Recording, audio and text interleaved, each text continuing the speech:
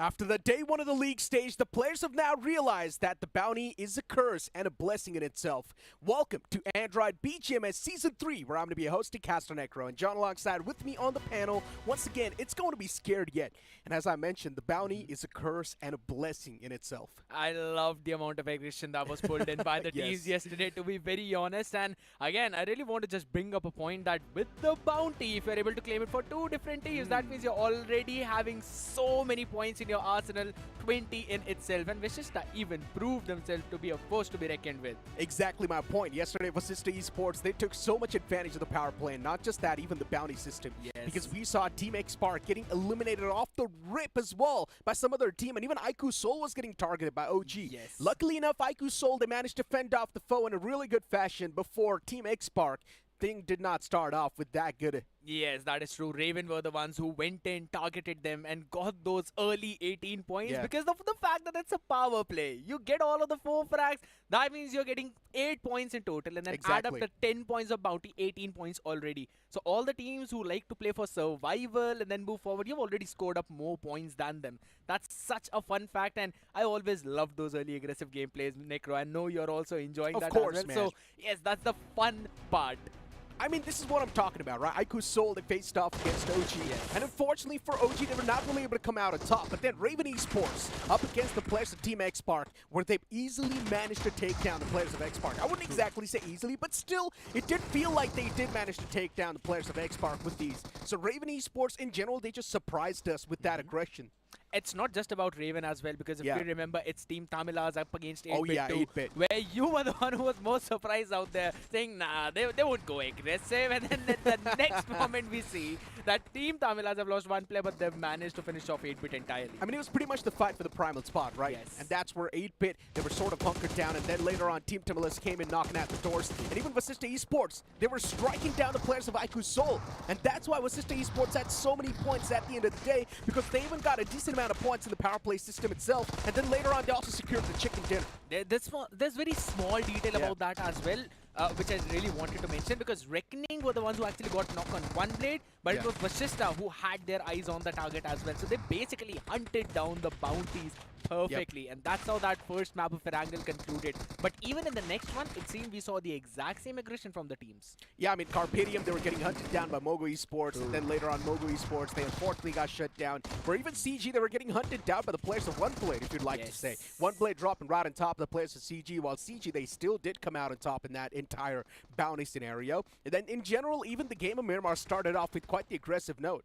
That's absolutely true, because again we saw all of those scrappy fights happening left, right and center. Unfortunate for Team Z, because they were basically caught in the rotation by RGE, but at the same time, since we're talking about the fact how RGE, how they've consistently managed to get good positions, even in terms of finishes as well. You talk about power play, this team has still been active in the power play. Hands down, even Global Esports yesterday were doing so good, right? Even they were able to strike down some formidable foes with these.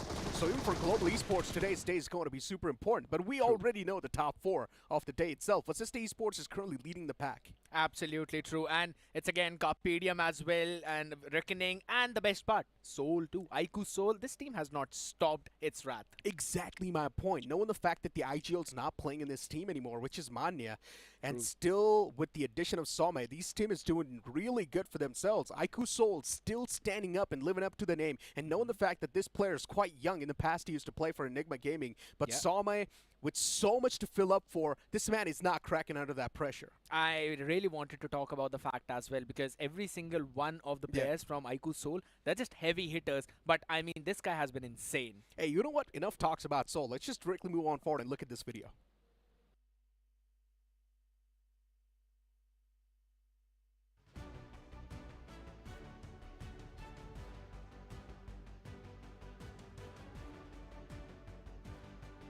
तो ये सवाल तो सबका ही है, पूरी दुनिया का ही है कि मतलब सोल में कैसे चला गया एक अंडरडॉग और एकदम से कैसे उसके नाम के आगे आईको सोल लग गया। तो मैं रिसेंटली मेरी एनिग्मा गेमिंग थी, उसमें मैंने जितना मेरा हो सकता था मैंने सारा परफॉर्म करा। बेशक हम जीत नहीं पाए कुछ, बट जितना ट्राई कर सकते थे उतना ट्राई करा। वहीं से देख के मेरे को मायावी और मान्या भाई ने अप्रोच करा और मेरा ट्राई आउट हुआ। मैंने थोड़ा चोक्स भी करे और अच्छा भी खेला, उन्हें मेरे पे ट्रस्ट था और मेरे को भी, तो ऐसे करके सोल में मैं आ गया। I mean, that video pretty much touched up on every single part, right? Who was True. this guy? Just came in out of nowhere, directly joins iQOO Seoul, the biggest organization in BGMI right now in the Indian scene. And in general, it's an absolute honor to be a part of this organization, right, as a player. True, because Yeah. not only you just have to keep up with the fame and everything, you just have to Exactly. keep up with the expectations of the players, but also your own teammates, right? You know Yeah. all of this entire lineup. I've been following this lineup Yeah. for such a long time. If I'm not wrong, even in BGMS Season 2, this lineup was under the name of Blind Esports. Absolutely. And even after that, he's managed to keep up with the performance of all of the other three. I mean, I'm pretty surprised by that. Hey, I mean, not just that. Even yesterday, Reckoning Esports was able to perform really well, right? Yes. And even Viper was doing really good. Reckoning Esports, this entire lineup, I've been looking at this team for a long time now, you can say. It's almost been 5 to 6 months. And Reckoning Esports' performance has always been super consistent. They've always been at the top of the board. They like to go for the finishes. And all thanks to Viper as well, because even this man is able to contribute so much to the entire team. Absolutely true. But let's have a look at the video.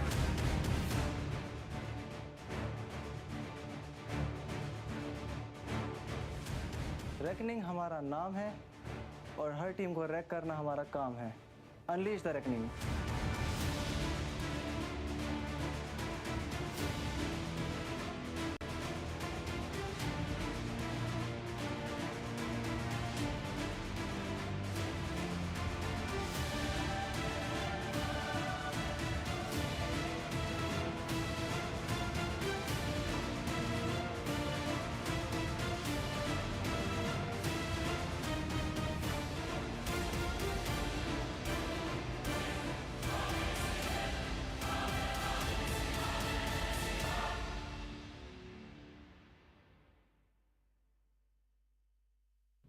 The team is a nice mixture of young guns and also some of the Yes. experienced powers, right?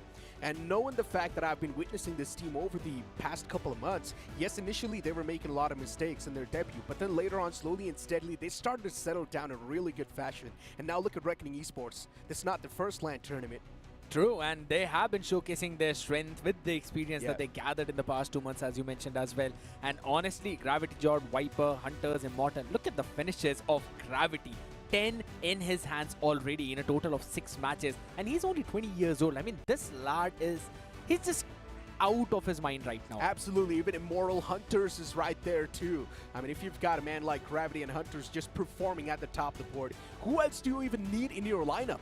These two guys are more than enough to lead the pack and just directly go for a head-on-head collision and come out on top. Yesterday in the map of Erangel, yes, in the final fight, a little bit of an iffy decision to not make up and make that push in general against the foes. But still, man, Reckoning Esports, they're doing really good at the top of the board. What else do you need as a fan?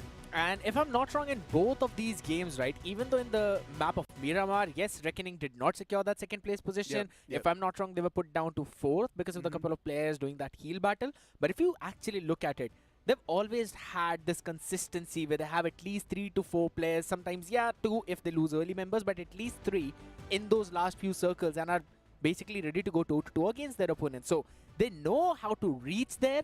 The last decision, the microsecond decision that you take to close out the game, that's, I think, so where this team just needs a little bit of an upgrade. I mean, at the end of the day, they do not really have that much of an experience, right? True. Still, they've got so many young guns in their entire lineup, so it makes a lot of sense why this team is so good when it comes to the firepower. But when it comes to the experience aspect of the game, yes, they do tend to choke sometimes in some of the crucial moments, and yesterday's Erangel was a prime example. As you mentioned, in the final few moments, they were supposed to be a little bit more proactive, push up, go for more map control, but unfortunately, they did not really do so. Instead, they were just hunkered down in that same spot. They were prone down, and that's why they got eliminated by Vasista Esports in the end, right? Yes. And moving forward, even Godlike yesterday was performing really nice, right? A glimmer of hope once again back in the hearts of fans. A glimmer of prime godlike that we always used to talk about, right? That's exactly what all the fans needed. And honestly, everyone in the arena was shocked to see as well, because as soon as the IGL changed, Punk got into the lineup, the first decision that Godlike took was, you know what, yeah, it's fine if the blue is arriving. Let it arrive. We've got an opportunity. We've got some 3 early finishes. Let's quickly have a look at that and grab them. And even though, yes, they did not anticipate Mafia being there, but it was super fun. I mean, even that 1v3 from the Sada Z got right. But for now, let's move on to a short break. There's so much more to talk about.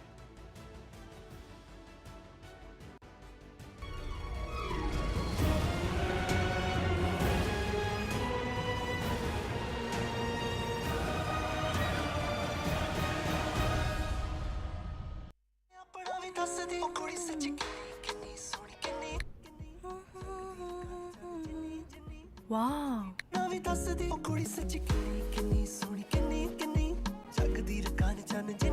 Circle to search. Only on Android. Red Bull gives you wings.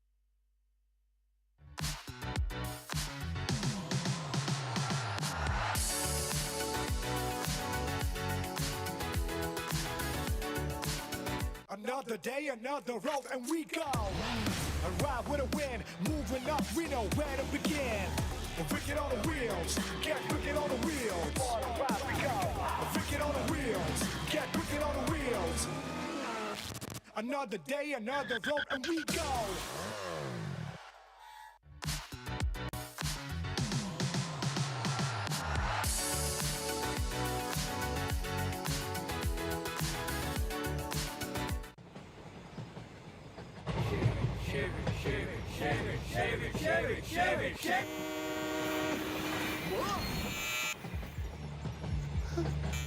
What's the worst that could happen? What's the best that could happen?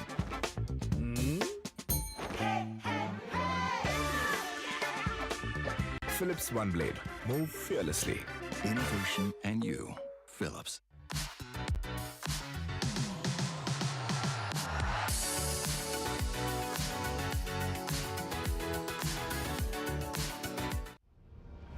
Everywhere I go, dirt and pollution dull my skin. Garnier Men Turbo Bright Double Action Face Wash. 2x brightening power. With charcoal and vitamin C, deeply cleanses dirt and pollution to fight dullness for instantly bright skin. Garnier Men Turbo Bright Double Action Face Wash. Try the #1 men's face wash in India. By Garnier Men.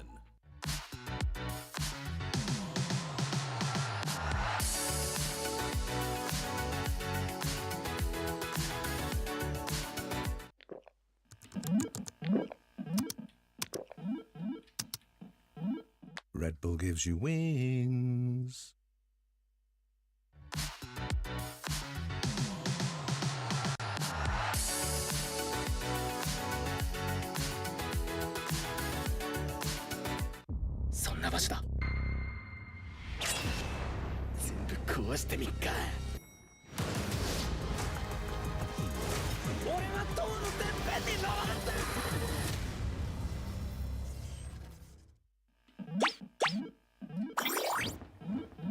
Red Bull gives you wings.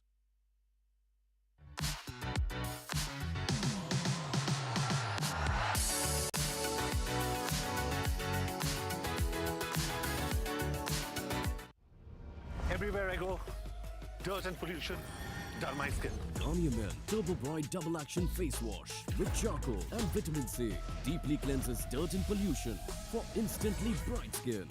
Try the #1 men's face wash in India. Garnier Men Turbo Bright Double Action Face Wash by Garnier Men. What's up, everyone? Come on in. I got 100 ways that I could make you look. You cannot read me, I ain't no page in a book. But there's 100 ways that I could make you look. Wow. Make you make you look. Wow.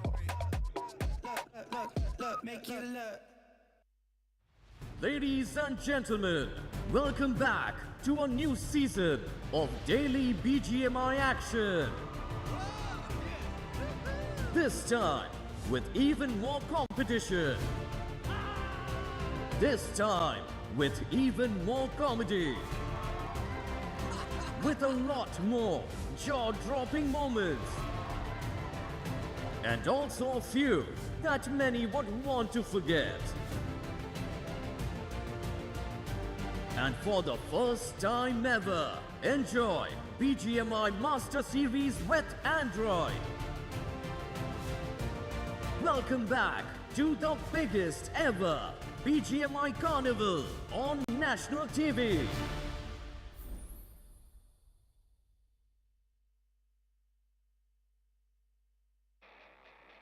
Day 1 is supposed to be the testing grounds, but after the opening week teams, the top 4 teams had a bounty on their head.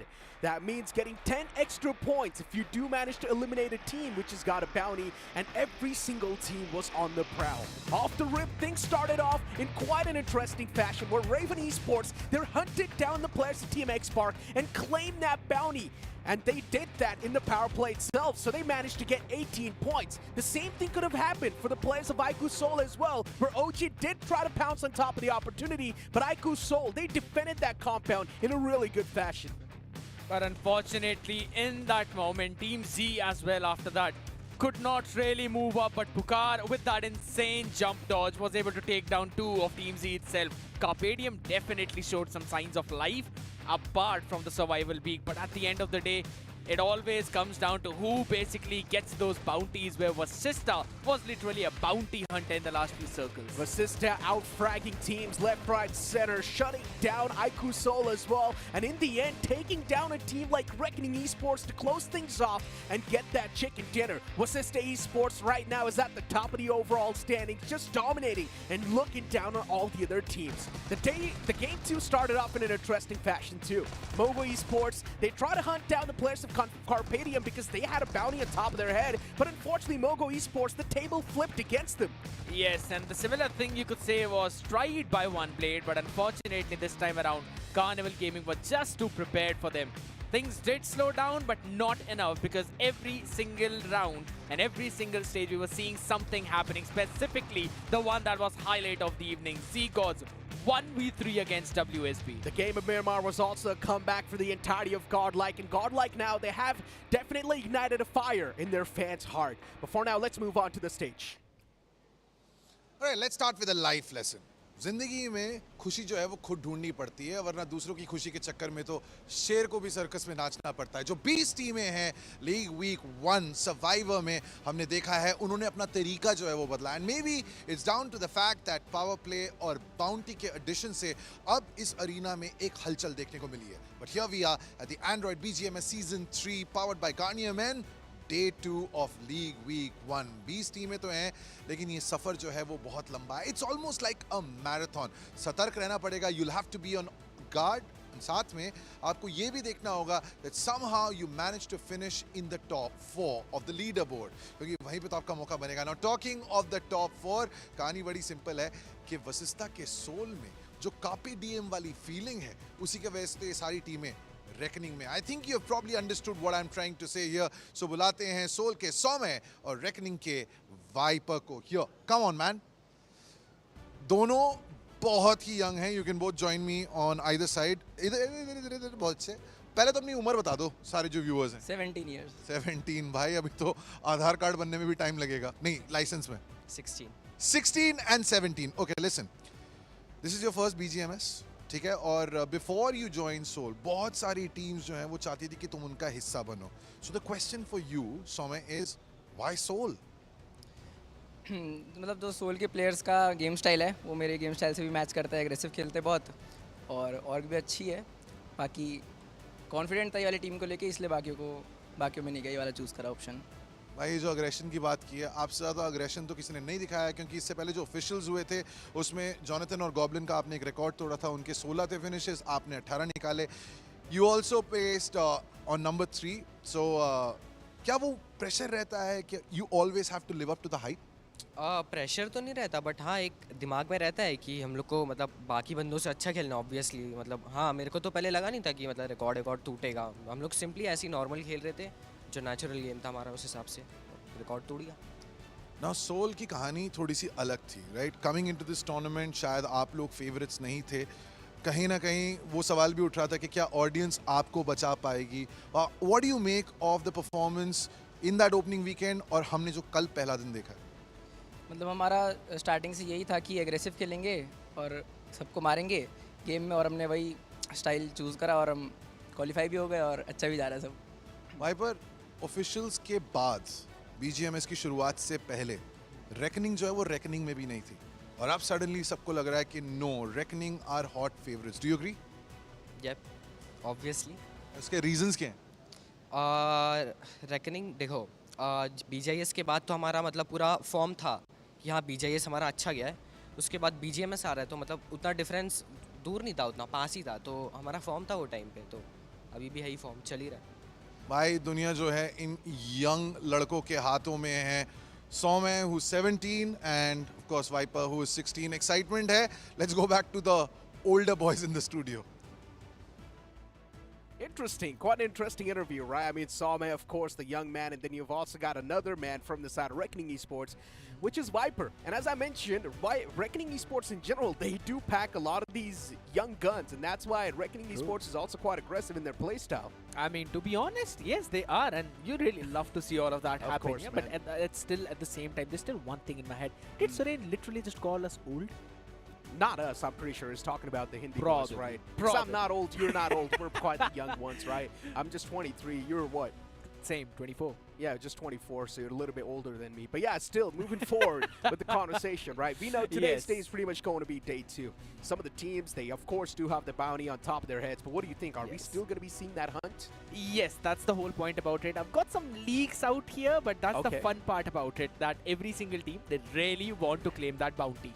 I mean, hey, you've got the format 2 on the screen right now, right? Opening week is already done. We're currently inside of the League Stage Survival Week, which has started all the way from 22nd July, and it's going to end towards 4th of August. You've got 20 teams. The top 4 will directly qualify to the finals, while the teams that manage to place themselves from rank 5th to the 20th, they will move on to the playoffs. And then from the playoffs, only 12 teams will have a chance to move in towards the grand finals. Most important part about it is, even if you're at the rank 20, you still have got an opportunity, but every single one of them will definitely try to see themselves in that top 4. But here's the fun part. You're in the top 4, that means there's a bounty on your head whatsoever. Exactly, and there we go. Bounty explanation right here. Based on the overall standings of the League Week matches, the top 4 teams will carry a bounty on top of their heads. And as we know, the bounty will keep on changing according to the overall standings as well. If the top 4 teams are not in the top 4 anymore, so the bounty will be lifted off them, and it will be shifting on the teams that are currently in the top 4. Absolutely true. And if you manage to eliminate all 4 players of the bounty carrying team,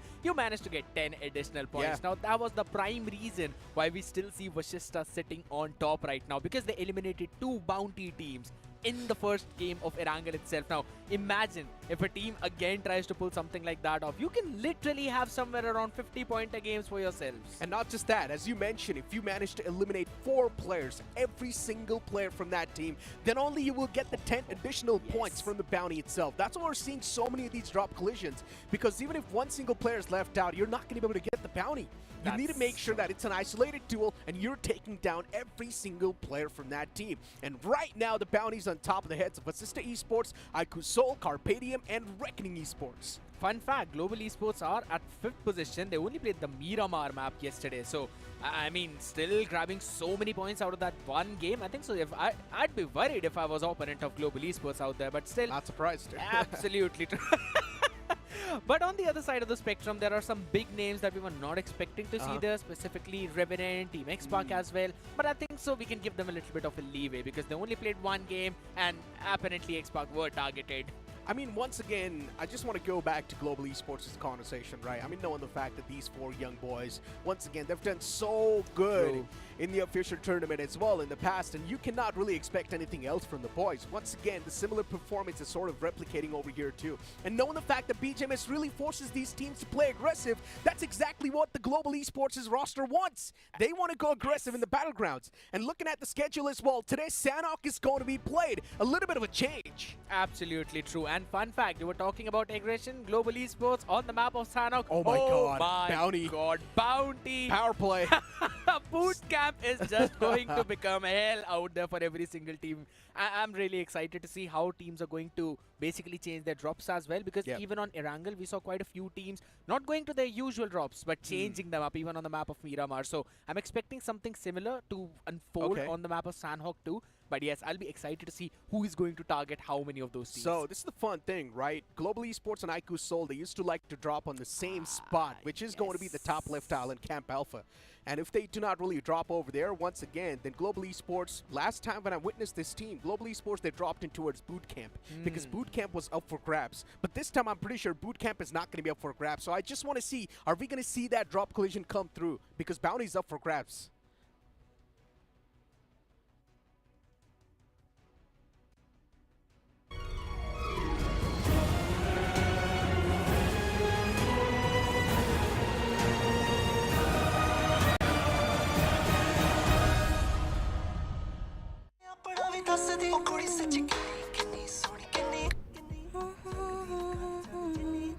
Wow.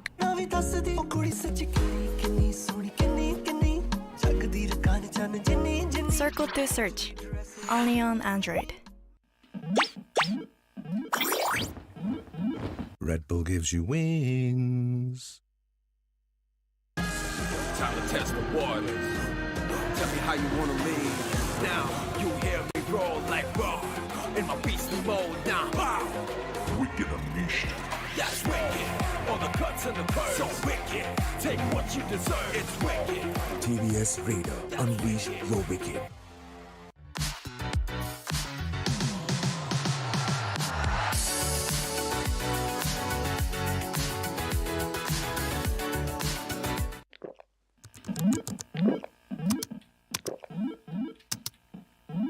Red Bull gives you wings.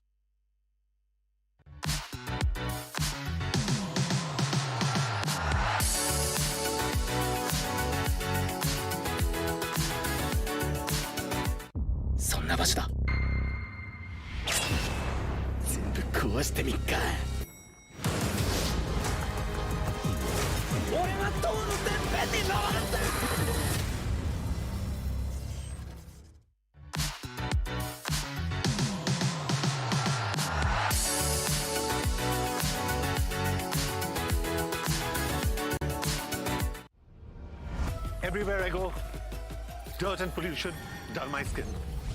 Garnier Turbo Bright Double Action Face Wash. 2x brightening power.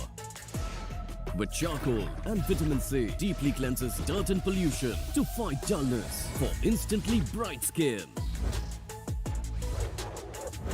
Garnier Turbo Bright Double Action Face Wash. Try the #1 men's face wash in India. By Garnier Men. What's up, everyone? Come on in. I got 100 ways that I could make you look. You cannot read me, I ain't no page in a book.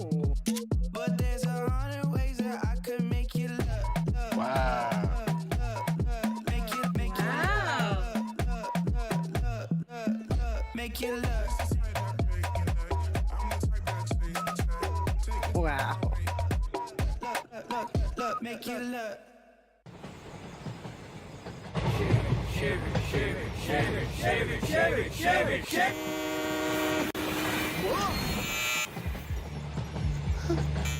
What's the worst that could happen? What's the best that could happen?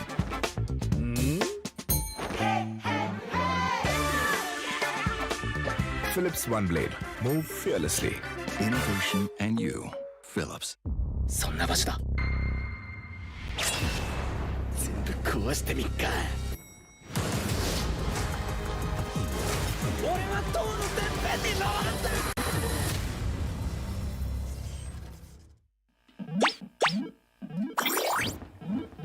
Red Bull gives you wings.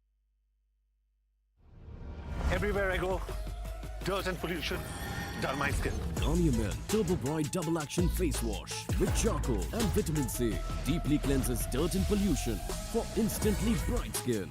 Try the #1 men's face wash in India. Garnier Men Turbo Bright Double Action Face Wash by Garnier Men.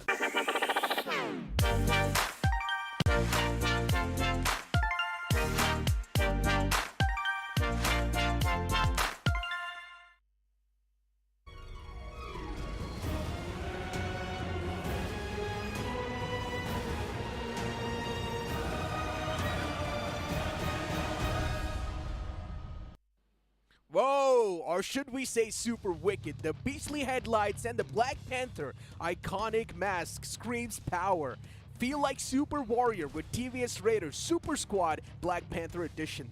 Ooh, I love that. I love that. Wakanda forever. That's what I always love to say.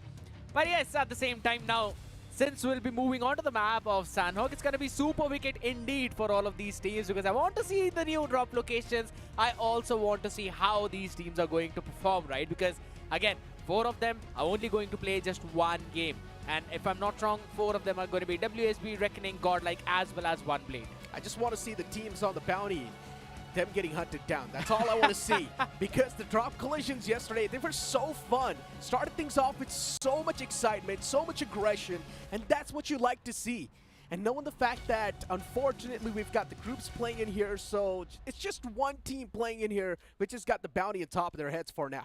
Yeah, that is indeed true. But that's the fun part of it, right? You could also say that one specific team is definitely going to be targeted by quite a few of the others. Oh, but yeah. wait a second. Once we'll be moving on to the game, who do you have guessing might be able to secure this one game? Oh, that's quite a tough one. If the circle does pan out towards Camp Alpha Island, then we know it's probably going to be iQSoul. But then Global Esports 2 can be a formidable opponent if they do decide to drop on the same island. It really depends on the plane flight path, and it really depends on the circle itself, and it really depends where Global Esports is going to drop down. But which team do you think?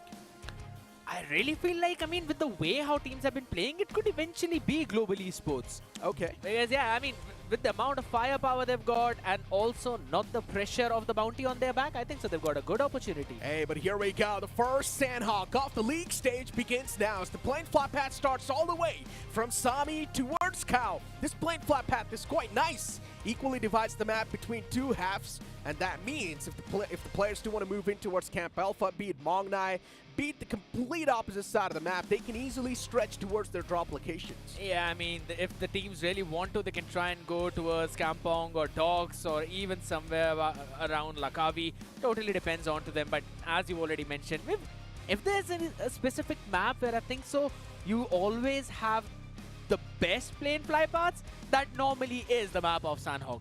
Because that's, again, the island is comparatively pretty small as compared to others, so even if it's shifted towards one side, you'll still be able to move towards the other one if you really want to. What is the circle, my man? Yeah. It's quite the opposite of what you mentioned. Luckily enough for Global Esports, iQSoul is not playing in this game, right? Considering their group is not participating in this game of Sanhok.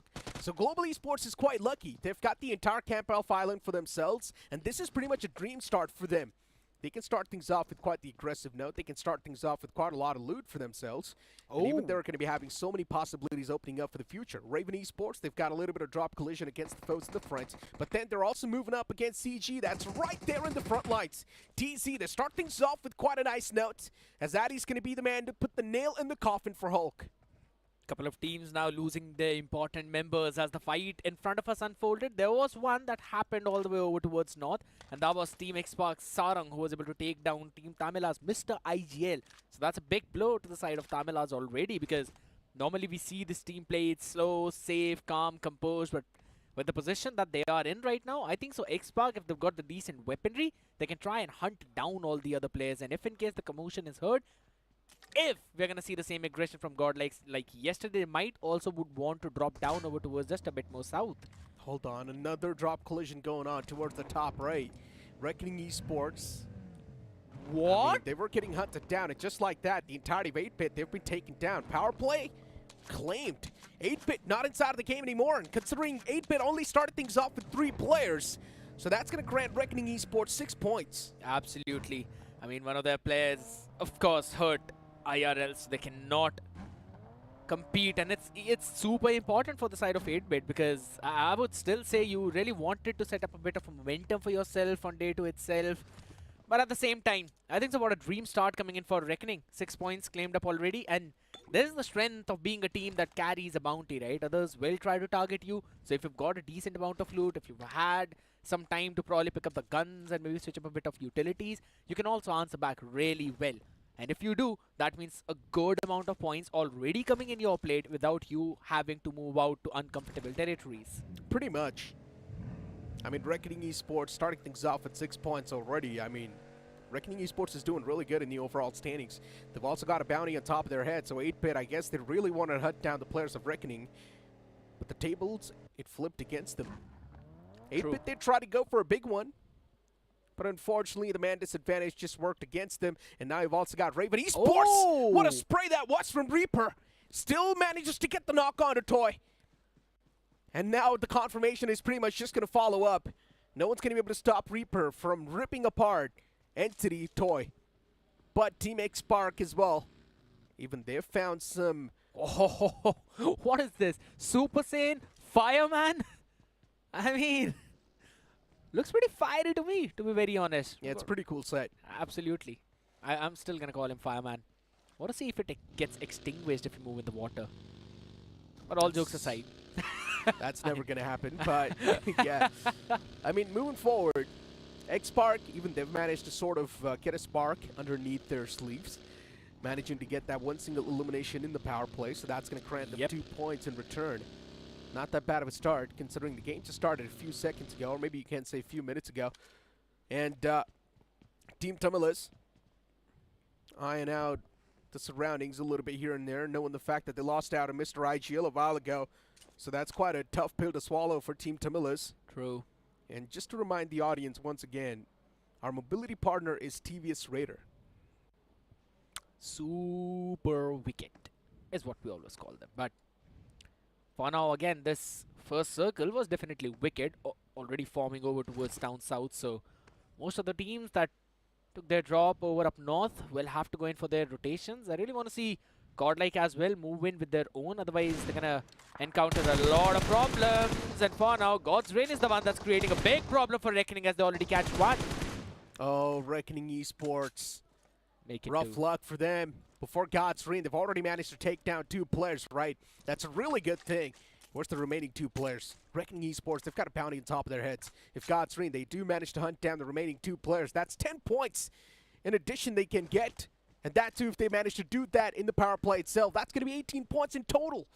So Reckoning Esports, they will be in shambles for before God's Reign. That will be a dream start. True. A minute and 35 more seconds remaining, but seems like if you have a watch over the map feed, Reckoning are already moving away from them, so I don't think so. God's Reign are going to get that bounty whatsoever, unless in the mid to late game they eventually find the members of Reckoning and then try to take them down. Bootcamp is empty as of now, but both Tamilas as well as Mogo would eventually hear the entire commotion that Reckoning is also causing by going with those vehicles. But again, if you look at towards down south already, Raven playing with the exact same playstyle that they normally play with, occupying the center of the circle. Just a little bit off center this time. Carnival Gaming is another team that's going to be very happy. They like to drop around that similar area, and since even the circle is on top of them, I don't think so they need to move anywhere, at least for the next 2 circles. I mean, this game is starting to look pretty weird, right? You expected to see a lot of fights in the early game stage. I mean, we are seeing some. It's not something that I would be really surprised about, or it's something that's going to catch me off guard. God's Reign managing to find another player. Gods versus gods. Yeah. Unfortunate for them. True. I mean, Hero Extreme Godlike, or maybe if you'd like to call them Godlike, but losing out on that one single player, it's not too good. But yeah, in general for Godlike yesterday, a big hope was reignited in the hearts of the fans. And now they've got so much more to live up to. Punk IGLing the team. Definitely we saw a big switch up in the playstyle where Godlike was playing a little bit more aggressive. And this is what we all wanted to see. Godlike, they do possess a lot of firepower, but before, that firepower wasn't being utilized. And now it feels like it's being put to some use. Another team which actually had an amazing firepower was WSB. But we haven't really seen this team get activated apart from one, but maybe we can see Jonathan getting activated. Fury. Oh, that's a spray. Wants to go for the shots, but unfortunately misses everything. Oh my god. Oh my god, Jonathan. It's not something you would like to see from a man like Jonathan. That was supposed to be a knock. Jonathan. I mean, he did connect a lot of shots, but still not enough to get the knockout. You can't say it was a big whiff. Yeah, I mean, it should have been a knockout right there. That should have been the opening Godlike needed, because that would have brought the neutralizer when it comes to the man advantage. Now still the opponents, they've got the man advantage to play things off with. And they also know the position of Jonathan, so that's a big, big problem for the side of Godlike. No more surprise factor whatsoever. You've got to be wary of Team Tamilas as well. If you look, they're actually moving over towards the north as well to go for a very big flank probably. Or maybe they just want to go all the way back and then go in for their rotations through the seas. You may never know. Sometimes we have no clue how they want to move in towards the circle. I mean, speaking of the circle itself, right? You can circle to search on your Android devices, right? Yes. That's something that's really impressive. I'm not going to lie. quick feature to search whatever you're seeing on your screen. So, again, get your Android devices as soon as possible. Yeah. Otherwise, they might miss this fight that's happening between GE as well as the members of Reckoning. And right now, Global Esports at the top in the Watchtower. Reckoning Esports in the front. Raven Hanzo getting knocked out. Okay. A rough start for Raven. There's also one blade in the vicinity, so it could very well be a third, maybe even a fourth party, because you also have Carnival Gaming there. There's a lot of teams around that same vicinity, right? Considering it is supposed to be the centric part of the circle. Every single team just trying to accumulate towards that same area, so it makes a lot of sense while we're seeing this collision come through. Raven Esports, aim god. Oh my god. He's positioned quite well. Hanzo is still knocked out, ticking to his death. Someone needs to go up and save Hanzo right now. But at the same time, Raven Esports, they know they're just holding down that player from Raven Esports. It's like a bait. They're waiting for someone to try and close on in towards that compound, and someone will eventually. Just holding it down, that's the whole point. But the question is, has Raven decided to give up on Hanzo and save the positions of the next 3 players? Because if this fight gets prolonged, you can see Carnival Gaming in the background as well. They will decide to jump in. They always like to pounce on some of the good opportunities. But since we're already talking about that, even one blade. Playing in with a split of 2 and 2, if I'm not wrong. Will eventually try to take as much map control as possible. And since we're already talking about that, we're also seeing God's Reign jumping in. They're somewhere around Mogo. Now, Mogo is another team that has been kept quiet for a while now. Year, to be specific. I was just looking at the audience cam, right? Not exactly the audience cam, but the people who are sitting there backstage watching the game. I guess they're having a good time looking at the game itself. Maybe they're listening to us. Maybe. But I'm pretty sure they're just listening to the Hindi commentary, but probably. Fine. The zone's going to start to move soon, right? Yep. And just like the zone, you too can move fearlessly with our Philips 1 blade. No nicks and no cuts. But yeah, the zone's now going to move down south a little bit. It's not going to bring that big of a major shift, but still it's something that the teams will try and readjust to. True. Specifically all the teams who are just a bit more towards the northern off-center, because they might have to take in a wide rotation through the edges. That's where we might also see all of these other teams like Mogo, God's Reign, maybe over towards the western part, Team X Park, them come into the play as well. Yeah. Mogo Esports on a move.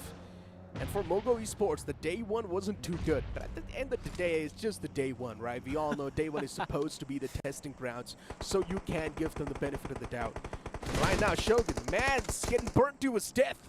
Molotov was quite close towards Shogun, but Justin, he's got his teammates back. As now Altu falls down from the side of God's Reign. It's not that good of a news for the side of God's Reign, considering 2 of the players lost out, Phantom and Altu. And look at Venom's position. Oh my god. Man's position is still uncompromised. Absolutely. He is quite venomous, and he's also a snake right now in the crest. And eventually, one man's position is compromised. He's getting just pounced on from every single direction, and Fury gets capitalized. Fury taken down. Venom's position still unknown. And that's why Venom hasn't been taken down just yet. And it's better to keep his position unknown, because at least he can survive for a bit more longer. Okay. That is absolutely true. Just that one last man remaining, so he's gonna try and survive for as long as possible. Just get a few position points. Oh, wait. Did Destro notice something? I don't think so. They're just gonna make sure to do some shopping out of all those bags and will eventually move for their own rotations. Now, again, not something that we would have expected. Oh, wait a second. Venom could be spotted. Destro sees. Oh my god, there we go. Oh, he moved. That was the biggest mistake Venom could have ever made. Should have just stayed in that same spot. As soon as he moved, his position got compromised, and then one man came in with the vehicle and just straight up ran him over. But yeah, for Mogo Esports, that's something that they can look up to, right? 4 points to start things off with. That due up against a team like God's Reign. That's a really nice confidence booster Mogo Esports needed. Specifically considering how God's Reign were one of the teams that, if I'm not wrong, did get a chicken in the opening week itself when the pressure was actually pretty high. But even after that, the best part about this is that finally we are seeing a good start from Mogo. Yeah, pretty much. I mean, especially while we are onto the game, don't forget that Google Play Days are live on the Google Play Store. Get your hands on the latest BGMI deals. Global Esports, they do decide to break the silence as they take shots against the players at TZ, or Team X-Spark. One of the man's quite scratched up. Shadow 7 eventually patches himself up and instantly moves inside of that cover, while Ninja John is trying to provide that cover fire from the far fray. But it's not working out just yet. For Team X-Spark, it's fine. They've been put in these type of situations over and over again in the past. They are tried and tested, so they know how to get out of these tricky moments. True. And Team X-Spark, they can easily slip out of this spot without any problems. That is indeed true, but one team that is actually facing quite a bit of a problem. Oh my goodness. I was just about to talk and change the topic between the other teams, but it seems like X-Spark do not want me to do that. I mean, I noticed something on the map feed. Mogo and OG? No, Godlike was still all the way in the outskirts, going for that loot, and now they finally have made it in the safe zone, but not in the circle just yet. They are out of harm's way from the blue, but now Godlike, they're trying to rotate inside of the zone. It's a third party. Yeah, definitely a chance for the third party to arrive because Godlike is there around the corner, but then even WSB is just driving around, and what a shot that was! Which shot shut down! This is what you like to see from the side of WSB, but then look at AKOB, the man's still inside the vehicle. Position uncompromised, no one knows, no one even has a clue that AKOB is in that vehicle. WSB still searching for that final man, and now they've got another formidable foe approaching them in the name of Godlike, and already Admino gets strike down. Zerif, what a good find that was. WSB now takes this fight down to a 2-on-4. WSB with a clear-cut advantage. It feels like no one can stop them from conquering this battlefield against Godlike. As Admino's knocked down, and even Zigod is taken down way too low. Now it's all down to Jonathan, and he does manage to find the first knock, but that's all he's gonna find. Godlike, without even being able to stand up against WSB, they get wiped out in an instant. Oh, they wanted revenge of what happened yesterday. Zigod this time being denied of anything. What a poetic ending this comes in favor of WSB this time around. But while all of that was happening, even Team X-Spark suffering a big blow over towards the other side is what we also saw.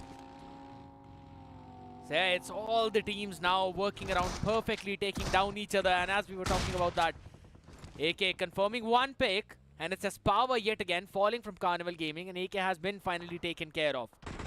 Carnival Gaming. Oh no, another man knocked out. Global Esports. Rough luck. Global Esports' Ninja Boy's right there, and he can't even do anything. He watched his teammate's death in front of his eyes, and he couldn't even help him, but I'm pretty sure he will try to get the revenge. And then Team Tumulus, trying to do something quite risky. He might just be able to find the knockout. The man's using a barrel. It's not something you see that often. Team Tumulus, interesting stuff. I mean, if you can, then why not? Fair enough, I guess. But the whole point is, Team Tamilas were actually trying to third-party the members of Global Esports who were taking the fight against the members of X-Spark. But now, it seems like they themselves are getting third-partied by the side of WSB. Yeah, WSB is like a hunting party. And now the party bus arrives at the stop of Team Tumulus. It's time to take him down as well in return. The nade was tossed into perfection. Maxi could have been eliminated right here and right now. And eventually his teammate does. So just like that, Team Tumulus put an end to their story in this game. They only got 2 finish points accumulated. That's it. Nothing more than that. Team Tumulus, a tough pill to swallow for them in this game of Sanhok. And considering it was the first game off the league stage, something should have been done. But yeah, moving on towards one plate. Sarkar's taking a lot of shots now in the front lines. And this is not too good. Team X-Spark's is Sarang, the only man who's left alive for now. He's also there in the shack, and his position is known. It's going to be a big, big problem now. All the teams who are just moving over towards that side, it just seems that they're facing so much problem. But wait a second. I could eventually see that Team Z were taking a fight against the members of Revenant, but Entity also want a piece of that pie. And again, it just seems like it's becoming a massacre. It's more or less like what happens when you move over in a tower, just like the Tower of God. And speaking of it, if you really are a big anime fan or a big anime geek, and you love watching all these animes, get the Crunchyroll subscription with only 79 rupees per month. You can have an access to over 800 of those animes, the biggest anime library in the world. And not just that, you can watch those animes in your preferred language. Absolutely. So that's even better, right? Yeah, WSP, you can pretty much say they're right now ruling the northern side of this entire game. Hector's knocked out from CG, and CG's still trying to do something. Trying to latch onto that final glimmer of hope that is there in the game, and CG down with just a two-man squad, also getting peppered down from Far Fray. WSP just constantly putting the nails in the coffin, and CG, they just can't withstand the amount of damage that WSP is inflicting on top of them right now. WSP, they do manage to eliminate the entirety of that team, and now it's time to shift the focus on Entity. But Entity, they've got 3 players. That Equinox unfortunately gets knocked out. This can be the opening that WSP is requiring. Probably. There's also Raven you've got to worry about a little bit, who's basically causing a big problem for Entity too. All of them just congested in that one compound. But on the other side of the spectrum, though, one blade as well, you can't really keep your eyes away from this team. There's still a couple of players of Revenant remaining who are posing a bit of a threat to the side of one blade. But I would say prime positioning in the hands of WSB. They've got the shorter end of the circle as well, so the blue is going to come slow. They've got the high ground, and they also have an amazing 1-3 split which they were moving forward with. Now all the people together.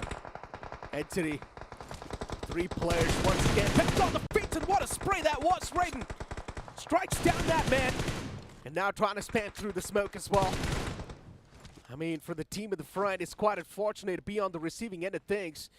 Revenue Esports, they were at the top, but that position's not going to matter, especially when the opponent's hitting his shots. And now Raven, Reaper, just pinned in this one single compound, is trying his best to fight back, but Raven Esports, what can they do against the entire firing squad of Entity? And he's still doing a lot of that damage, nothing taken away from that. The man is still alive in the closet room! And what am I watching? Reaper now takes it down on 1v1, isolates the duel, and what? Reaper! This man has been insane in this situation. No one really anticipated this to happen. Always takes us a second to breathe. But Reaper had none. He was also being blocked. His movement was being blocked. Even after that, he finished both the players who were knocked down and then took care of the third one. Outworldly performance, but will finally fall, will finally crumble in front of the mighty WSB. And it seems that they will 100% get this chicken, because again, it's just down to that last player of one blade. WSB dominated the entire game. And now they're just here to claim the final piece of the pie. The final piece of the puzzle. That's what they're trying to find. One blade of Sarkar. I mean, the man's patching himself up. Now spots one of the man out in the open. I don't think Sarkar can do a lot. And he knows he's done for. That's why he does not want to give his elimination point away to WSB. But it's really not going to matter. WSB, they were like a storm that was hitting the entire lobby. And Trigger, he stands up. And did he just mock OG? He was doing the Abe. I mean, that's just him doing that. You know, that's the whole point about it. He loves doing that. All the OG people do. But yeah, on the other side of the spectrum, as you mentioned, WSB finally, the moment for which we were talking about, right, from day one itself, mentioning how apart from the fact that this team shined once in the opening week, after that has not been looking cool, calm and composed in this game, they had the perfect positioning, they had perfect rotations and such a great read of what was happening in front of them. Exactly. I mean, WSB, what a fight that was. But yeah, let's move on to a short interview on the stage. Alright, बहुत सारे high fives चल रहे हैं. So obviously WSB, आप लोगों को अपना पहला चिकन डिनर मिला है.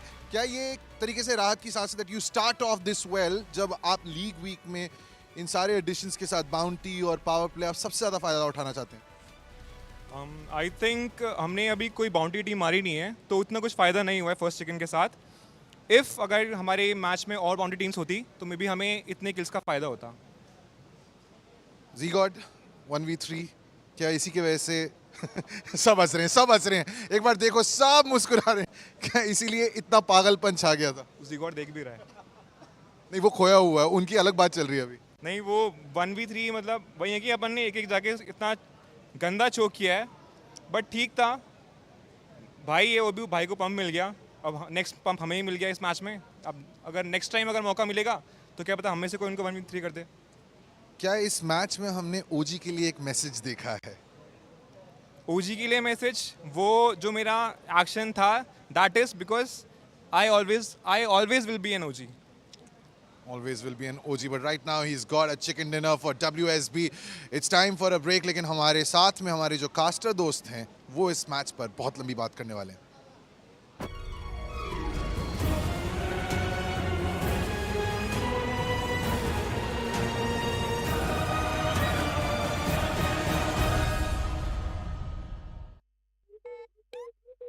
What's up, everyone?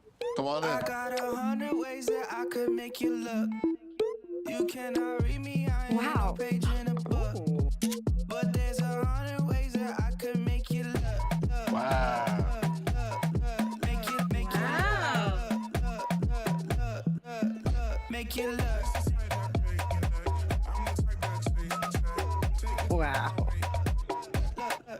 Look, make you look.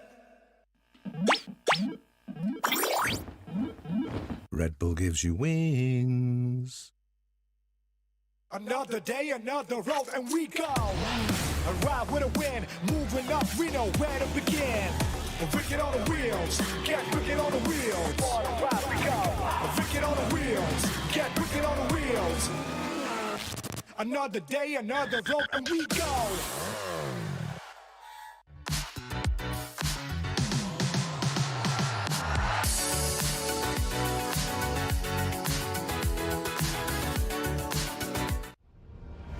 Everywhere I go, dirt and pollution dull my skin. Garnier Men Turbo Bright Double Action Face Wash. 2x brightening power.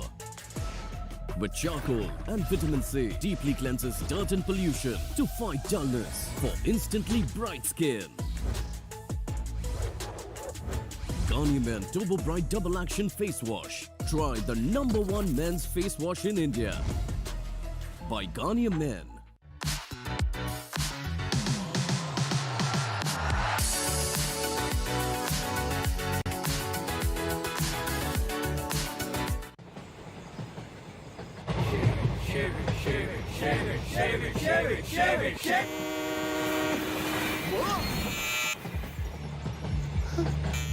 What's the worst that could happen? What's the best that could happen?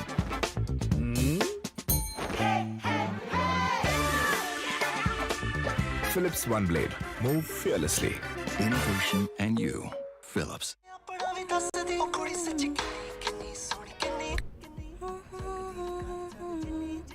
Wow.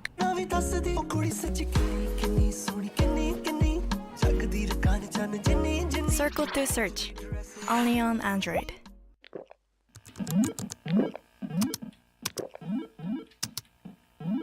Red Bull gives you wings.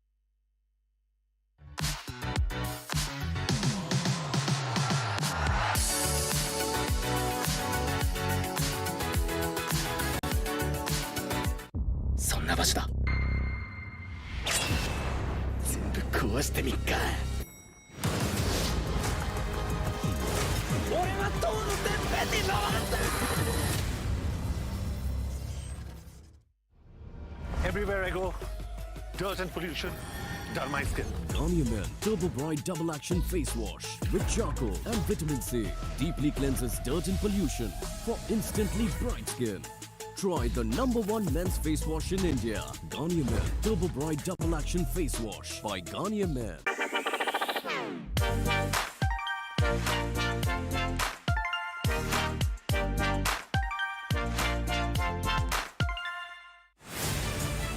To live your life the way you want. Compete like the toughest challenger. Dance like there's no tomorrow. Celebrate every second you are alive.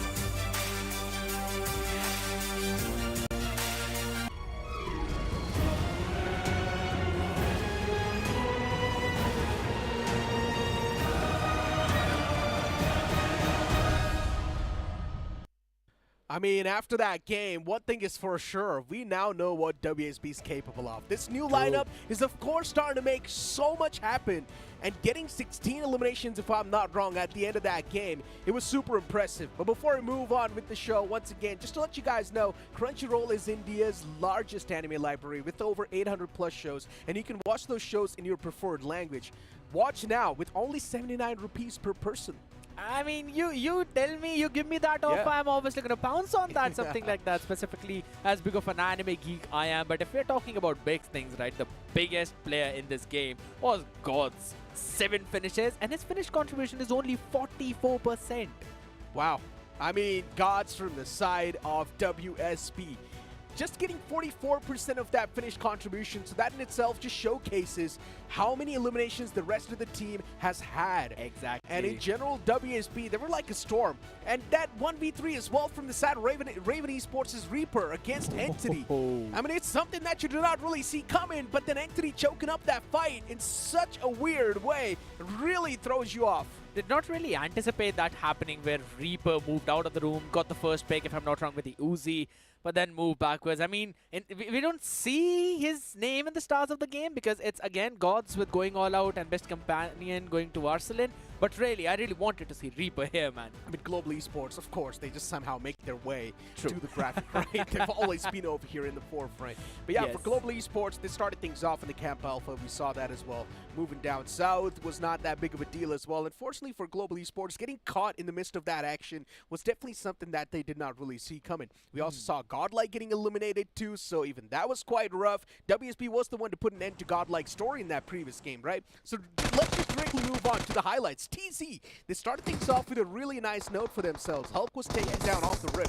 Yes, that's the whole point about it, because we've been seeing Team Z not living up to the mark or not living up to the expectations, but having those early few picks will definitely give them a good buffer as well, and all the questions that were being raised onto them will eventually be shut down. But I mean, this was again a very funny moment coming in where we thought maybe the last remaining member of God State would survive, but that was just not the case. But on the other side, the chaos that WSB brought was insane. I mean, this is how the final few moments unfolded, right? Unfortunately for TT as well, they were just getting targeted, and WSB from the top was just raining down hellfire. And this is the 1v3 that I'm talking about. Reaper, all by himself, pinned in that one single closet room, and he still comes out on top. And the best part about this entire clutch is that the man does not even have a shotgun in his hands, and he still makes it possible. With an M416 and a micro Uzi in the hand, he still clutches it out. Usually, you're quite accustomed to see these type of clutches with a shotgun, but this man, he just flipped everything against Entity.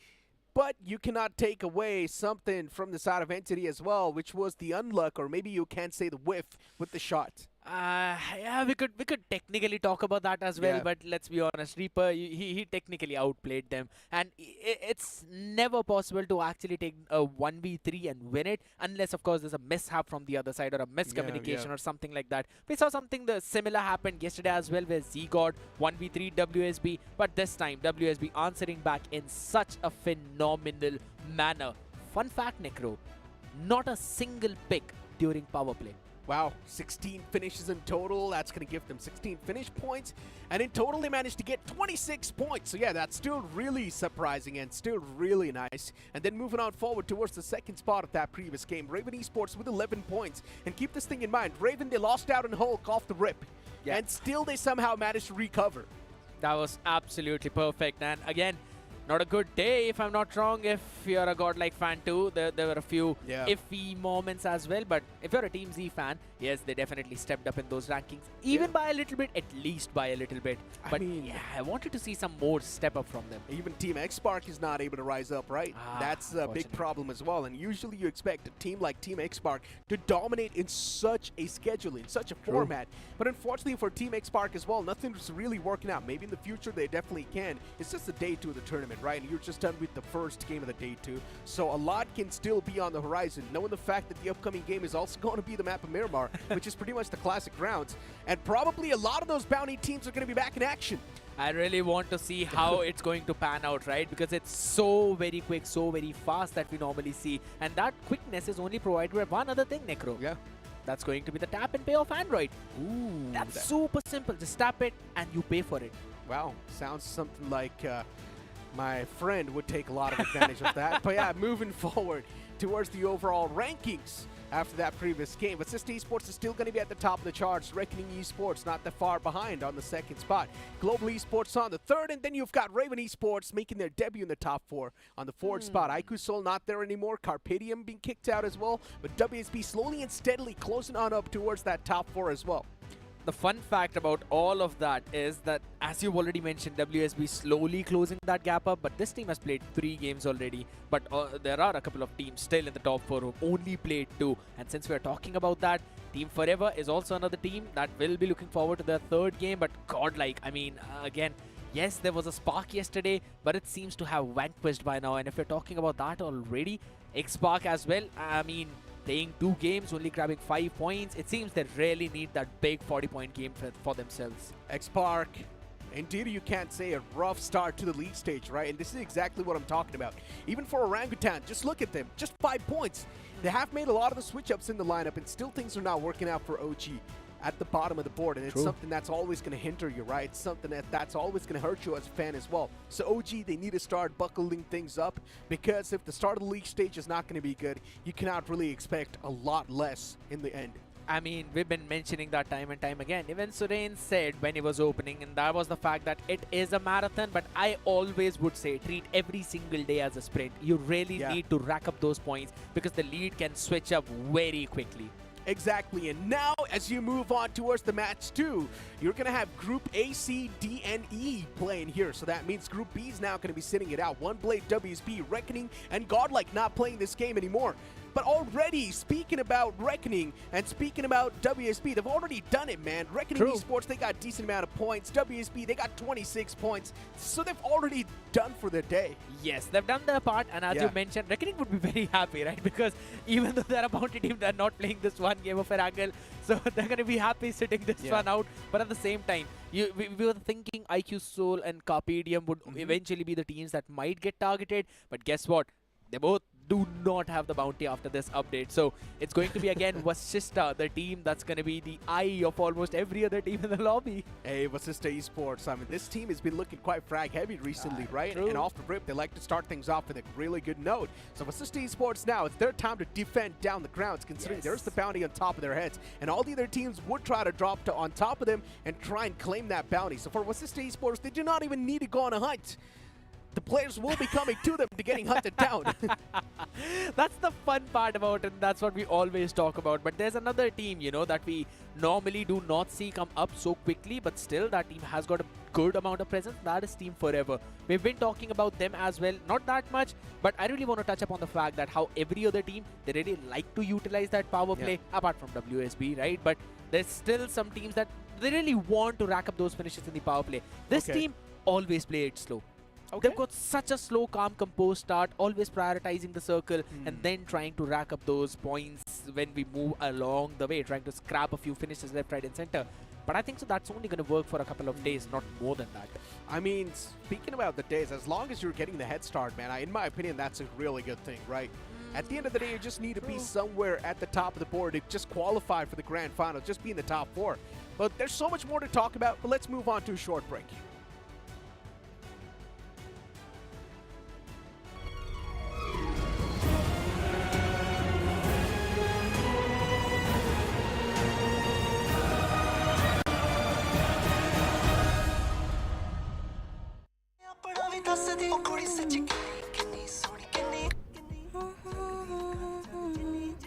Wow.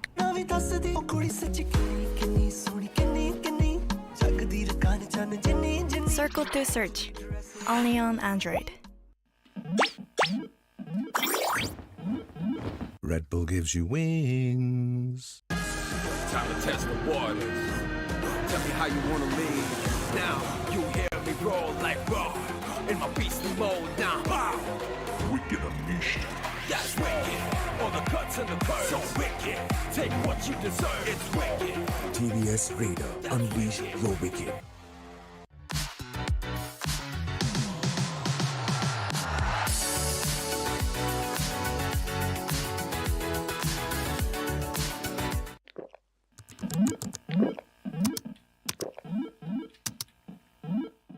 Bull gives you wings.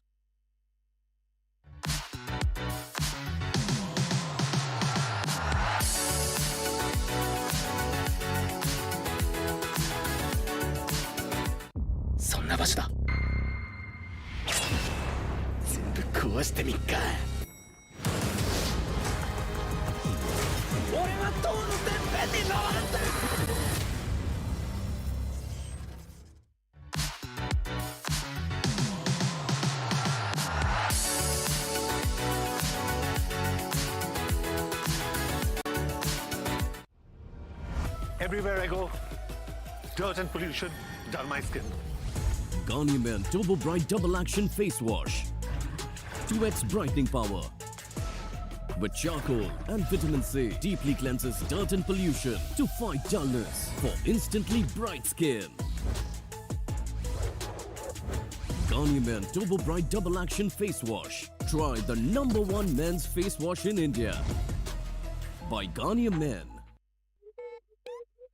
What's up, everyone? Come on in. I got 100 ways that I could make you look. You cannot read me, I ain't no page in a book. But there's 100 ways that I could make you look. Wow.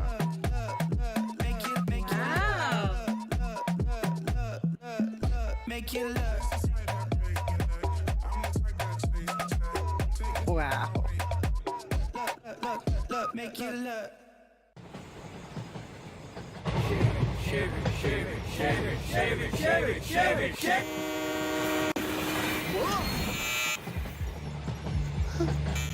What's the worst that could happen? What's the best that could happen?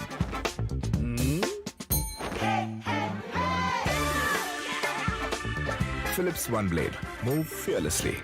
Innovation and you. Philips. そんな場所だ。全部壊してみっか。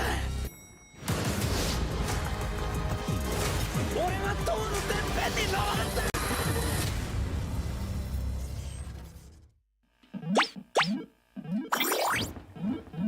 Red Bull gives you wings. Everywhere I go, dirt and pollution dull my skin. Garnier Men Turbo Bright Double Action Face Wash with charcoal and vitamin C. Deeply cleanses dirt and pollution for instantly bright skin. Try the #1 men's face wash in India. Garnier Men Turbo Bright Double Action Face Wash by Garnier Men.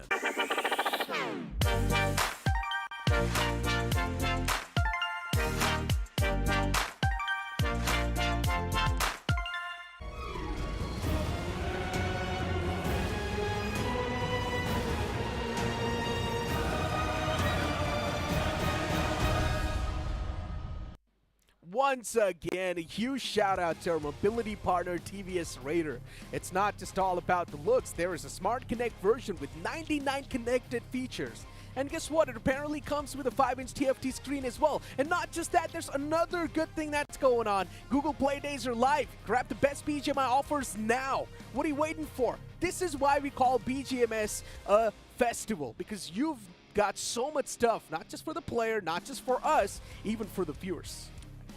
That's the best part about it, right? But there's another good thing that's going to happen right now. We've got a few teams that have the bounty on their head. If I'm not wrong, it's going to be Global Esports. We also have a Shista. It's going to be super fun to try and take the ball down. I mean, especially Global Esports, man. The heavy-hitting team, the powerhouse in this game.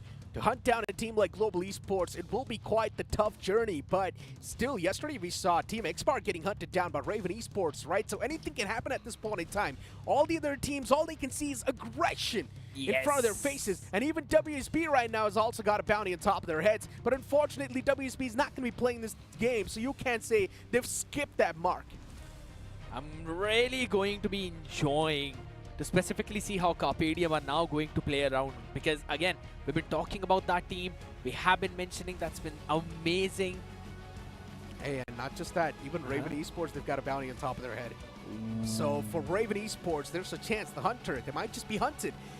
Raven Esports on the 4th spot in the overall standings. Reaper, Ingot, these two guys always in the forefront of the action. For OG, they're almost at the bottom of the overall standing. Something needs to be done right here, right now. The league stage start hasn't been too good. Yes, it's a marathon, but you need to make sure that you're getting as many points as possible every single day. Oh my god. No way we are not seeing OG guys going in for their classic who OG chant. That is heartbreaking. That is as heartbreaking to me as getting one team eliminated from that bounty list. Listen to me, okay? OG only does their hoo OG before the start of the tournament. They do not do it in the middle. They do. No. They only do it at the start. In the middle, maybe you will see like a little bit of a hoo OG if the fans are there in the arena, just sitting right next to them. But yeah, usually they only do it at before the start of the game. But that is true. Wait, they're doing it. They're doing it. They're doing it. Thank you so much, Necro, for actually jinxing that they don't do it so that they're ready to do it. Interesting. I just want to wait and see. I want to enjoy that. I just want to enjoy this. Okay, well, Orangutan, it seems like they're quite ready for this upcoming game. There we go. The players. Hopefully this is going to pump them up enough. But as I mentioned, you do not really see this happen that often. OG, usually their run is supposed to be really good at the start of the tournament, right? Remember in Season 2, Season 1, OG at the start, they've always been really immaculate. Yes. But for the first time, I guess, in Season 3, OG's start to this tournament hasn't been that great. And that's why OG now, they need to bring out this chant to at least cheer themselves up.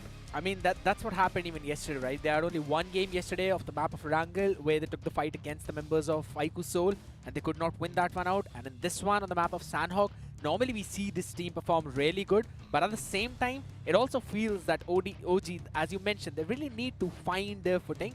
But I feel it's still quite early to say that they might not be able to, you know, somehow be in their prime form. I really feel that they can, and they might start from this game itself. Hey, but here we go. The last game of the day is now going to be rolling up on the screens. And Erangel will be booting up right here, right now, as the plane fly path starts all the way from Severny towards Primorx. This plane fly path is tilted heavily to the left side. But if the teams do want to move in towards Milta Power, Lipovka, Kameshki, then it's going to be a tough stretch. I think so. It's going to be even tough for the side of teams like Mogo, right? Because you really want to drop in over towards the military base, somewhere around the sea building. It's going to be a pretty long distance, but for teams that probably, I think so, we will see right now, like the 8-bit, they're going to be super happy about it. They can easily drop down there without any major problem. But on the other side of the spectrum, any other team who will want to drop towards Milta, as you already mentioned, yeah, they're going to be facing so many problems. It's such a long journey out there, man. GE should eventually be happy though, because they'll be dropping in over towards Severny. I don't think so anyone's going to be trying to contest them, or maybe I was wrong. Maybe I was super wrong. Team X-Spark seems to be jumping exactly there. Exactly. Claiming the bounty. That's what they want. X-Spark yesterday, they got hunted down by Raven. But now today, they're here to claim the bounty against Global Esports. Slug is a little bit separated from the pack. He's dropping a little bit in the outskirts of the Severny. And then you've also got Entity Gaming moving in towards Asna Polyana slowly and steadily. You've got Godsreen a little bit down south. There's a high chance we might just see a third party coming to this entire action. Godsreen, if they want, they can definitely play the spoiler and try and claim some points in the power play itself. And if they're lucky enough, they can also get their hands on the bounty. Team X-Spark, the opponents, Global Esports, they're now fleeing away from this spot. I mean, Ninja Boy has found himself his own isolated corner, but does he have a vehicle to flee away from this spot? That's my question. Beast as well, he's found himself just that one single house. But I'm pretty sure soon enough, even he will be hunted down. And what is happening? Team Forever, 3 points in the front. Up for grabs. Omega, inside of this warehouse, gets his hand on the Scorpion and stops the man who was trying to slash him away. Good stop. Team Forever claiming these points for free. Mafia eventually gets shut down, but then Sensei gets strike down in return as well. What is happening? Team Forever, Omega! This time gets shanked to death. What is even happening? Revenue Esports, somehow all the players are still surviving in the game. Oh my god, the circus is immaculate. That is such a phenomenal play coming in from both these teams. It was super fun to watch because half of them don't have weapons. Few of them are running with Scorpions, M16A4. Oh my god. Oh, here we go. Carpe Diem. Now it's time for Carpe Diem to knock on the doors, and I don't think it's revenue enough. Revenant Esports, they've got enough to try and defend against this push, but still Revenant, they do manage to find the opener, and eventually they're pretty much going to be wiped out. It's not even a chance. It's not even a question that Revenant Esports, they stand a chance against this push. Carpadium, good capitalization from them. Yes, absolutely. And with that, Carpadium moving so far ahead, even in the leaderboard, right? They're on the second place though. But on the other side of the spectrum, Xpark now trying to hunt down the players of Global Esports as well.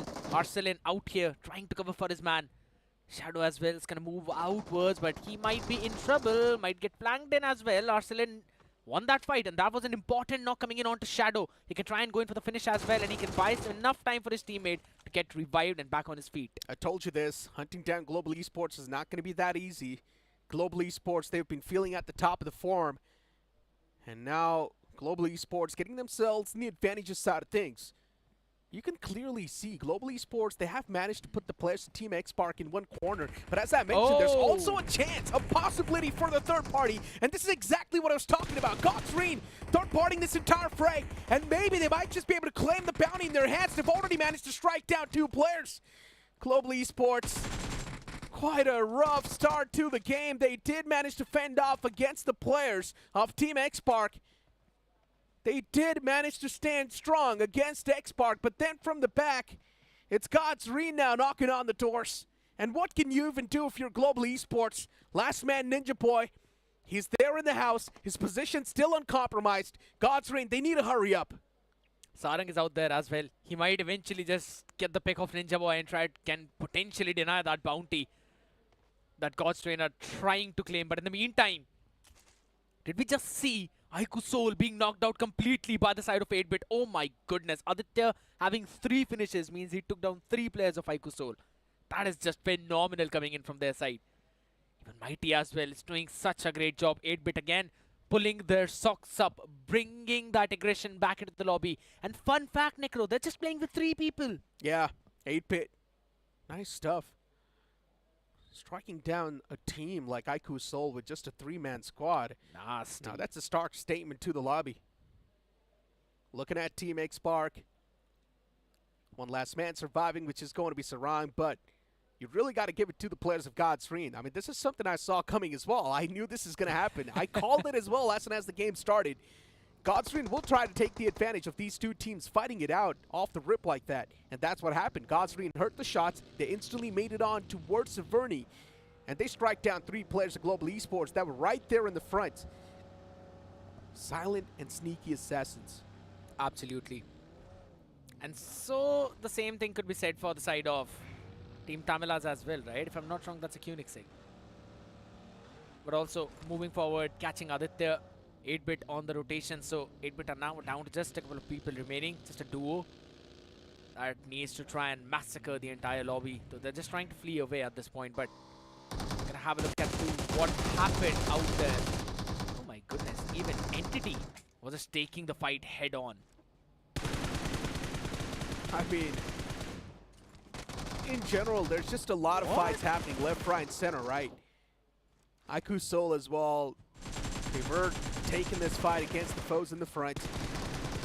And now there's another fight going on. In the live feed itself, you can see Team Tamilas getting challenged by the foes in the front. And Team Tamilas slowly and steadily wiping the floor with the opponent's bodies. Team Xpark has been eliminated from the game too by Godsreen. And now they're still searching for the last man of Global Esports to claim that bounty.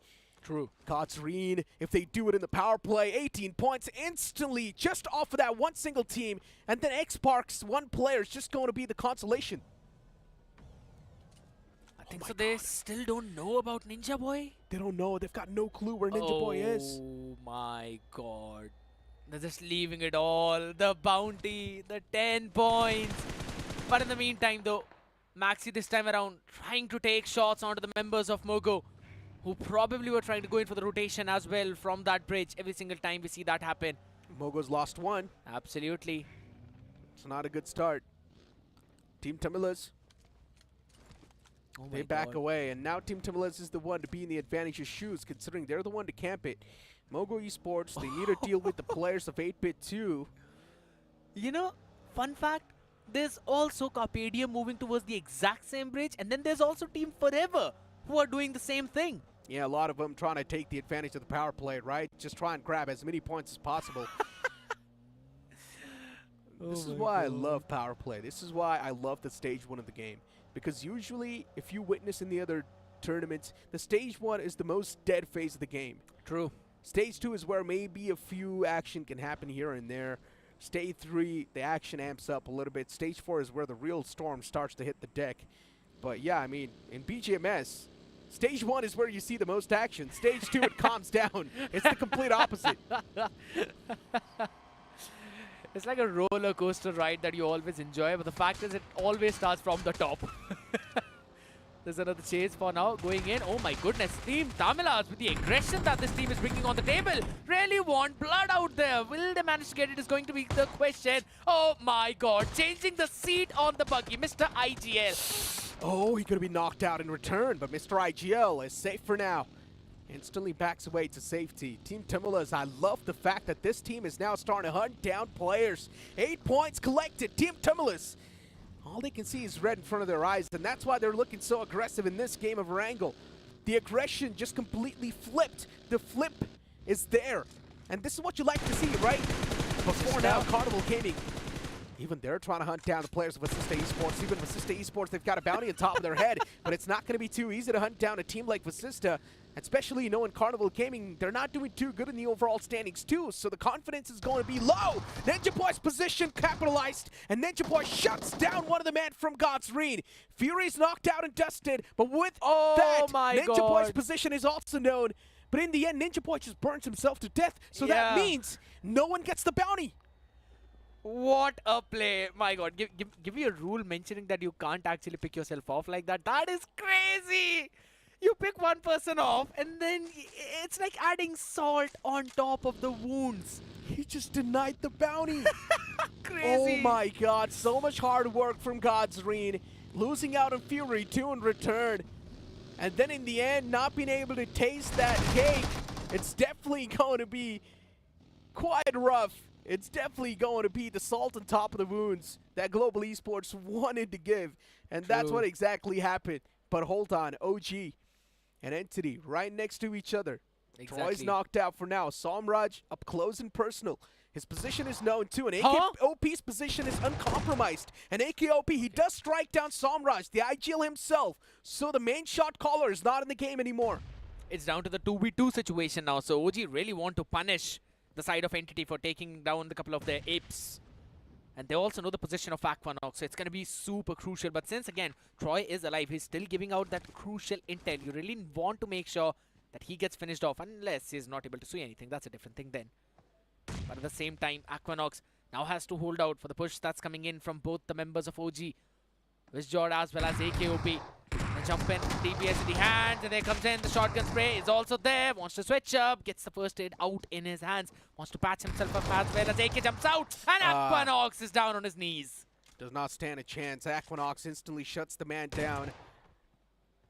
OG, I mean, yeah, now just trying to collect the scraps, and even the last man's going to hit the deck. And just like that, Entity Gaming, they take an exit from this game. It's complete fine, though. Entity Gaming, they're doing decent in the overall standings. It's okay. You know? Just the day two, last game, it was just the 4th game of the league stage. There's so much more to look up to. The only reason why I feel that it actually is amazing is because of the fact that OG were down 2 members. Entity finished 2 of their members early on, back when we saw it in the replay.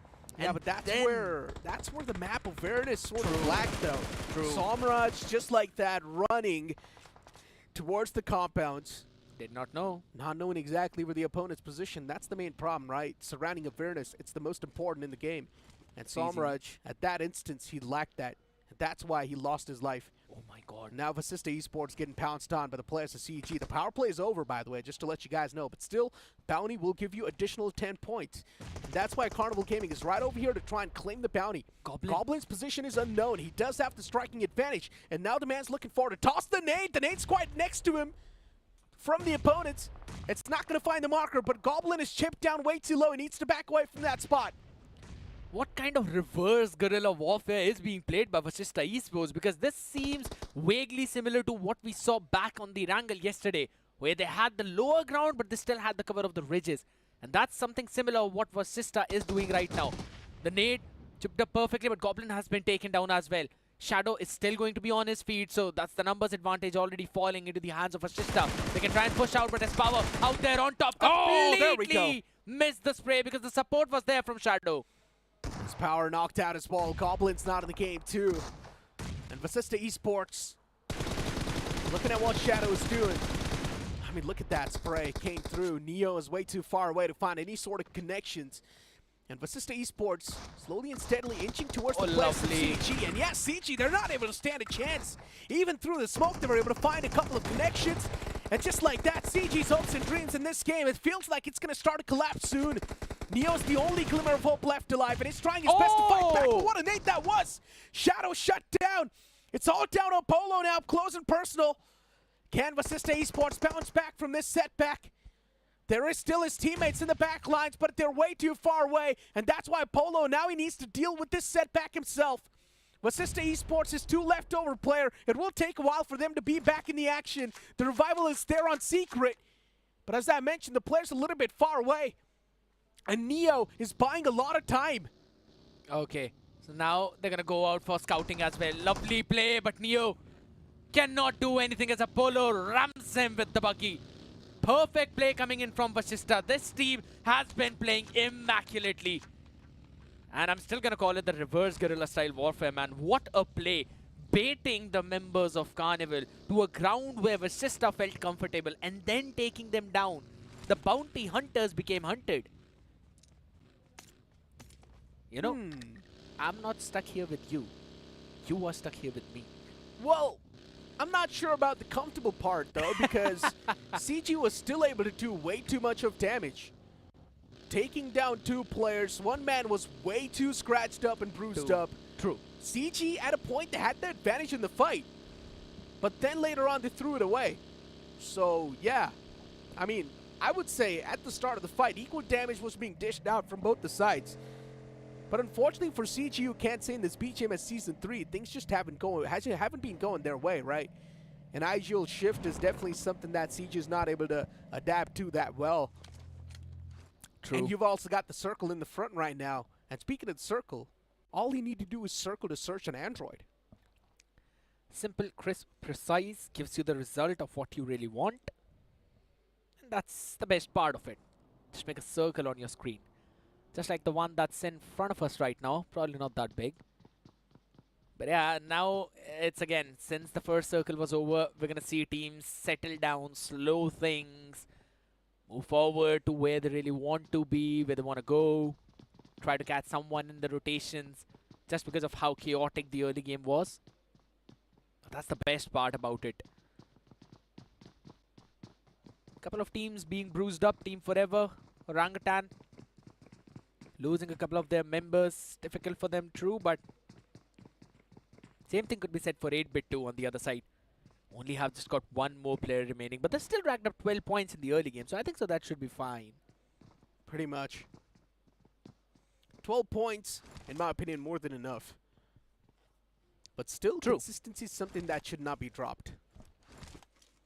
Raven Esports on the screen.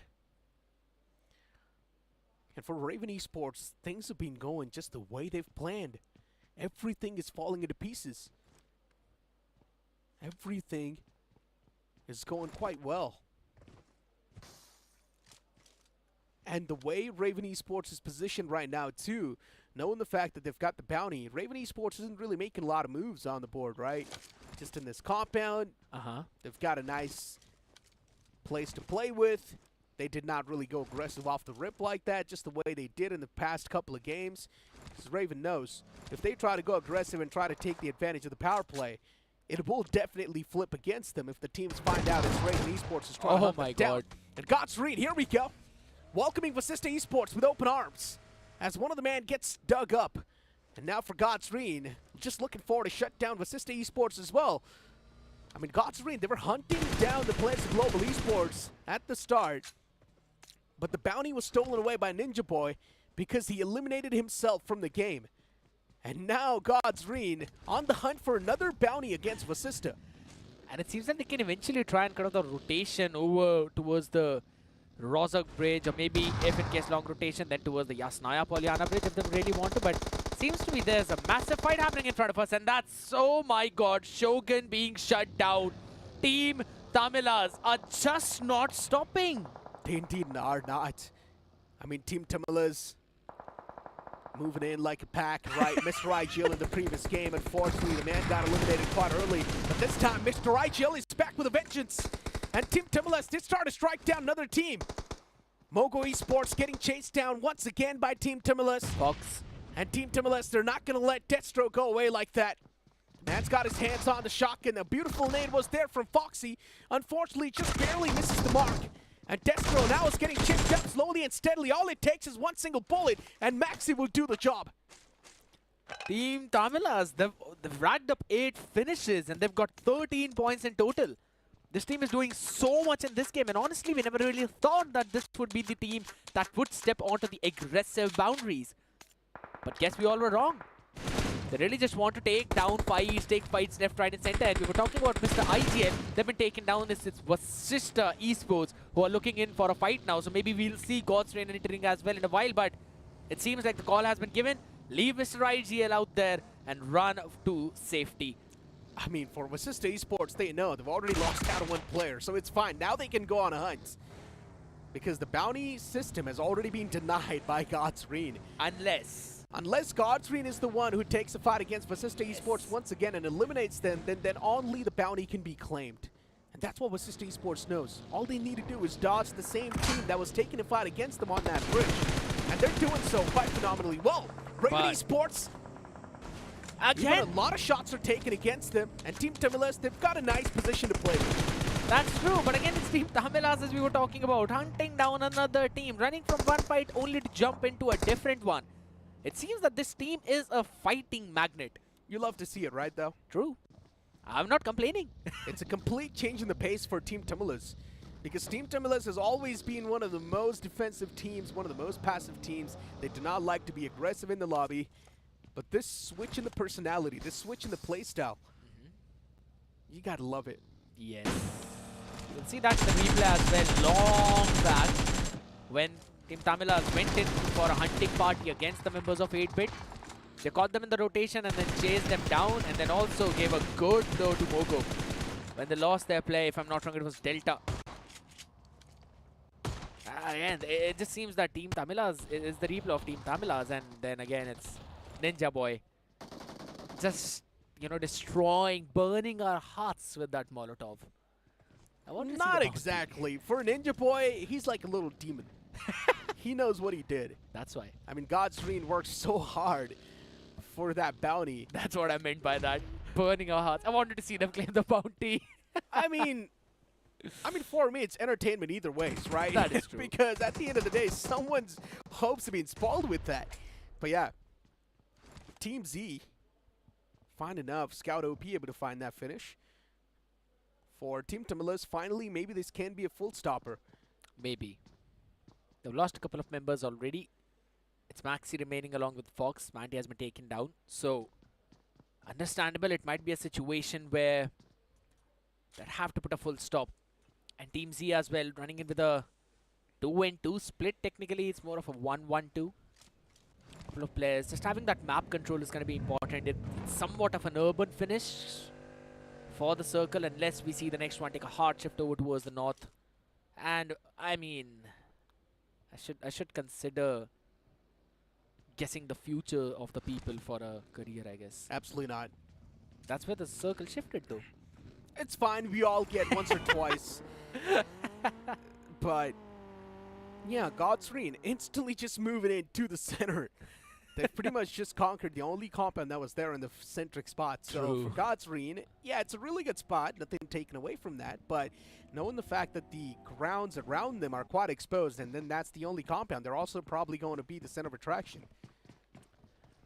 Or they can also have just a good watch out onto everyone who's around them. Juicy as well will be taking the entry. Not exactly the entry, but will go into the compounds that are basically a bit more safe. But again, over towards the southern part is where we're going to see most of that cluster form. And that's where most of the fights are going to be taken. Fun fact, if I'm not wrong, these were the exact same compounds where Raven took down Team X-Spark. But for now, Adi was trying and take some bullets into the action, but Maxi was able to run away. Yeah, the man took too many shots upon himself. Team Timilas, they still do manage to make that great escape. Yes. But is that really escape when you just meet another opponent on the way?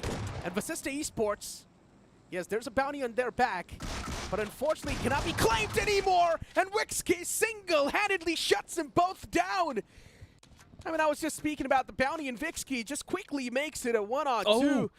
He was the only player in that one single isolated compound. And he shuts them both down with ease. Exactly. This is the reason why we saw that commotion happen. Now God's Train are also going in for their rotations because that's the only team that can claim the bounty. And now they know where which compound is Team Vasista. They would really want to love to jump into it, pounce on the opportunity, and take down those players. I mean, they've got enough nades, too, to try and force out the players from their comfort zone, right? True. But God's Ring, they know if they do try to go for the bounty, if they're too greedy for this, they can also lose out on the prime positioning inside of the zone. Yes. So they've got two different choices they want to make. Do they go for the bounty, or do they go for the win? Either ways, both are going to award you 10 extra points. Pretty much. But if you go for the bounty and for the win at the same time, then that's 20 extra points that you'll get. And that's why we say greed is one of the 7 deadly sins. But you know what? But if it does work out... Exactly. That's a big win. Yeah. That's a big W in the books, right? That's why in some scenarios, maybe you can't say greed is good. If you're greedy to be the best, I think so that's really good. Fuels your passion. Yeah. Passion is needed for improvement. But as of now, Apollo scouted out Ace, but here we go. Team Z fighting it out against the members, and they were able to take down Apollo from Vasista as well. It was Juicy that happened to be there. But the members of OG suffering a bit of a blow out there. Now Kylo running around, but going back to the safety too. They know the position of God's Train out there. Hold on, TZ, they might just have a game on their hands if they play this one quite systematically. TZ, they've got all the 4 players up and alive. Yes, they're outside of the zone. They just need to find a perfect time to breach inside of the zone. They need to wait for God's Train to engage inside of a fight themselves. Raven Esports from the top. What am I watching? Team Forever, the man. His buggy spun out, but then he kept on reversing it back to the cover. And luckily enough, not a lot of shots could be connected considering he was way too far away. Raven Esports, though, still spamming that smoke in the hope of finding some connections. They found themselves this tractor as a cover. The vehicles, they're quite vulnerable as well, considering a few bullets, and they can blow to smithereens. What in the fast and furious thing did we just witness? Ash is going to jump back into one, and Ninju into the another one, but he can't really because the tire has been blown out for that one, as you've already mentioned. But it's going to be Ash moving in front. That's not the best possible decision. Will crouch down out in the open. And now the smokes are going to be super crucial. Maybe a couple of them are remaining, but Raven should be able to hunt down the players of Team Forever now. Yeah, Raven from the top. They've got a lot of information to play with. You've only got the top 6 teams left alive from which Team Forever. Their lifeline can be cut off any moment. Yep. And Raven Esports, they're currently holding the string. They can't snap it in half. You know what? Ninju peeks out. The smoke fades away. Slowly and steadily with the smoke, there's a high chance even the lifelines will start to fade away. Raven Esports, they're trying to clench their fists. It will take some time. But eventually when they do, there's a high chance they can also be the one to claim the chicken dinner. And look at what Team Forever's now trying to do. Ash, you try to close on up, go for that information. And now is also trying to claim a little bit of that piece of land inside of the zone. That's why he's scouting the grounds. Scouts out the front lines. Now is pretty much going to give the go call to his teammate to try and make it in the zone. While God's Reign, they're getting pounced on by the entirety of TZ. And this is exactly what I was talking about. TZ, they need to find the right time to pounce on against the players of God's Reign. And they have found it. They have closed on up towards the compound as Venom hits the deck and even Phantom gets strike down. TZ, all the odds are now stacked with them. Absolutely, it's only all two remaining, and his compound is going to be bombarded by everything. Brings out the S12K, but a bit too long range, can't do anything. Another nade popped off, and his compound will be taken down by that. And Scout seems to be the one who's scouting for these finishes, left, right, and center. God's reign. Now it seems that the best decision would have been to go and hunt for the bounty. DZ, definitely a switch in the pace, if you'd like to say. Playing a little bit more methodical. But unfortunately, Scout was quite exposed on the top, so he gets claimed. Scout not in the game anymore. TZ's firepower cut down. Scout was the man with 2 eliminations. TZ now taken down to a 3-man squad against Wasista Esports' 2-man, which is Wixkey and Secret. And so many smokes as well. And connecting the compounds. Raven Esports' aim god. And to the front. But I just love the maneuvering that Wixkey's doing. Closes the door, opens it once again, goes for the shots, closes it once again. So yeah, for Raven Esports, they're completely chilled, right? As long as they're inside of the zone, it's fine. Now Hulk drinking that Red Bull. I know it's energy drink. I want to call it Red Bull. At the same time, we'll be just getting that extra bit of a movement speed if that bar is full. But on the other side of the spectrum though, right? Now I still feel that one of the best position could eventually fall into the hands of Raven because they've got a bit of a high ground as well. And at the same time, they're still in some covers. And it's Vasista up against TZ and Saeed has been knocked down by that nade. Now it's going to be a big problem. Ash was finally taken down by the members of Raven. But in the meantime, AKOP has also claimed that pick. So he was playing as a spoiler all along. Pretty much. TZ, Kylo, and Addy. Last 2 remaining players. And as you mentioned, even AKOP is right there around the corner. Wall of death slowly and steadily starting to close. And look at the zone. It's right on top of the players of Raven Esports. Now they're the one to control the pace. They won it. Yeah, they pretty much got the game in the hands. But Raven Esports isn't able to third party this entire scenario because they're way too far away from the compounds. And the players, they've got some cover to play with. Raven Esports not able to get the line of sight on the players in the front. For TZ, they still got 2 players, Kylo and Addy. And Addy, he's known for his aggression. Can Addy make the aggression happen once again? Can he strike? 1 player down to Wasista Esports that is currently standing in front of their win. True. And Secret, the man's being scratched up. This is the main fight out here because again, in the vicinity you can also see AK, who eventually, just as we mentioned, will try to play in as a spoiler. Will try to take down a couple of players if he really can. But now we see the aggression being brought to Addy himself, who switches up to S12K. Tries to catch in a couple of members, but both of them went back inside because of the firing squad of Raven that's already looming on top of them. Addy is a little bit hesitant. He does not know when to find the right timing to make this push. Tosses the nade in the front. A bit too wide. And now TZ, they need to push together. They need to push in tandem. The time's running away. And this is quite a sensitive marker at this point. Wasista Esports' Wixkey. The man took some heavy blows upon himself from Raven. But TZ Addy, this is exactly what was needed. With that blow, TZ's able to find the opener. And now for the opponents. It's that time. Wasista Esports, can they clutch it out? Can Secret clutch it out? Oh my god. Can he make this 1v2 happen? Finds the first man. The second man is right there in the front, but unfortunately a lot of whiffs do happen. And in the end, it's a third party from Raven Esports to claim that point. And TZ, they've secured the 2nd spot in the game, or maybe not just yet, considering Ash is still alive from OG. Yeah, that's AKOP remaining for now, trying to fire in a few shots as well. Kylo from Team Z, he can't apply the first aid. He's going to be taken down out there, and it's AK getting 2nd position to the Apes. The way he played was through perfection. Wants to claim 1 pick, will be denied for that. And it's going to be the chicken secured by Raven. Raven Esports entered in this game with a bounty on their back, with a marker on their back. But they still came out on top with a winner chicken dinner. With this game, they've probably propelled themselves at the top of the overall standings too. But yeah, OG's AKOP squeezing that 2nd spot away from Orangutan. You can't say this is a starter or this is something, a glimmer of hope that OG was looking out for. And finally, OG, they have found that. AKOP squeezing some points away for OG. This is now a start they needed. But let's move on to the stage for a short interview. Usually हम बात start करते हैं, but I just have to give a message to Raven. ना मचा काला करेंगे. Well, of course the boys have got the chicken dinner आज के इस आखिरी मैच में.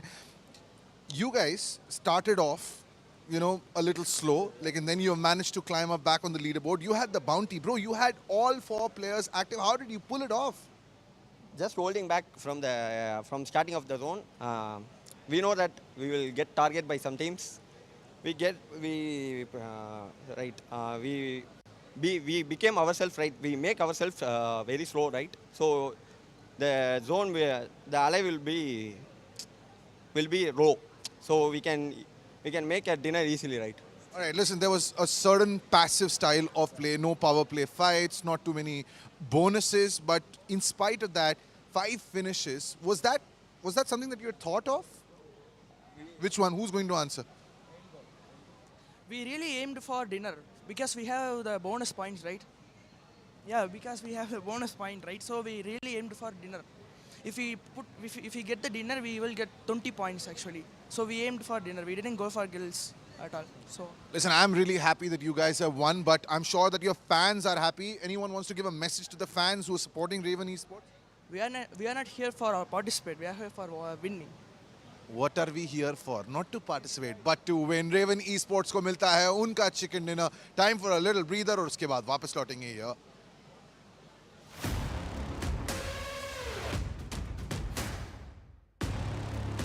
चार लोग बात करें, ऐसे ट्रॉफी जीतेंगे।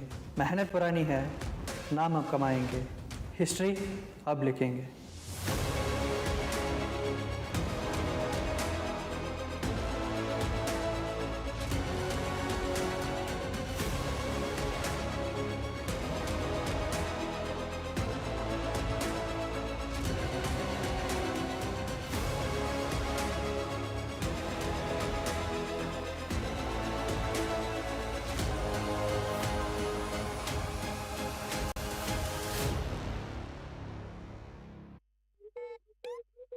What's up, everyone? Come on in. I got 100 ways that I could make you look. You cannot read me, I ain't no page in a book. But there's 100 ways that I could make you look. Wow.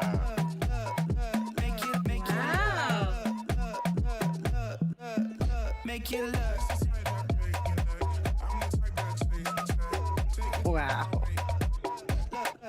Look, make you look. Red Bull gives you wings. Another day, another road, and we go. Arrive with a win, moving up, we know where to begin. Wicked on the wheels, get wicked on the wheels. Arrive we go. Wicked on the wheels, get wicked on the wheels. Another day, another road, and we go.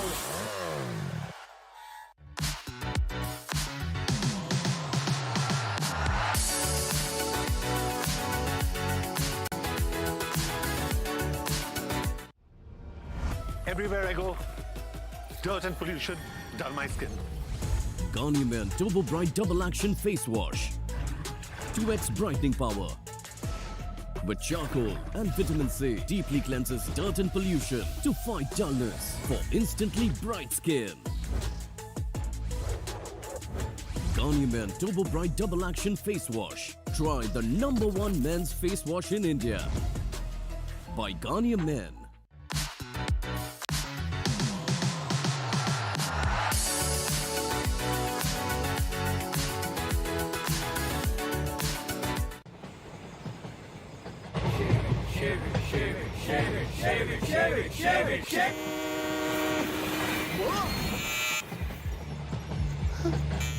What's the worst that could happen? What's the best that could happen?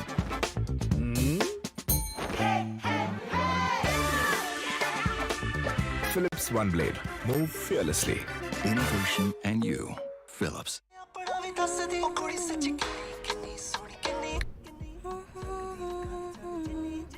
Wow.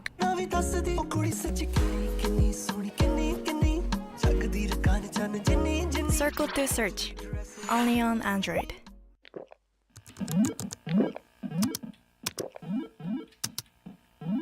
Red Bull gives you wings.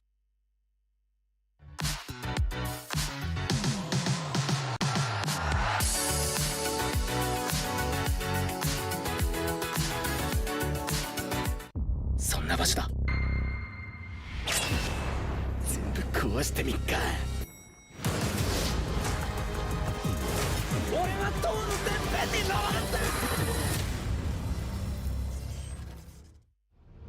Everywhere I go, dirt and pollution dull my skin. Garnier Men Turbo Bright Double Action Face Wash with charcoal and vitamin C deeply cleanses dirt and pollution for instantly bright skin. Try the #1 men's face wash in India. Garnier Men Turbo Bright Double Action Face Wash by Garnier Men.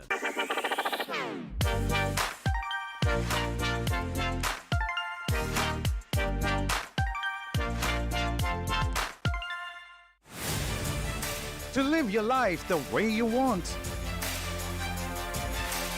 Compete like the toughest challenger. Dance like there's no tomorrow. Celebrate every second you are alive.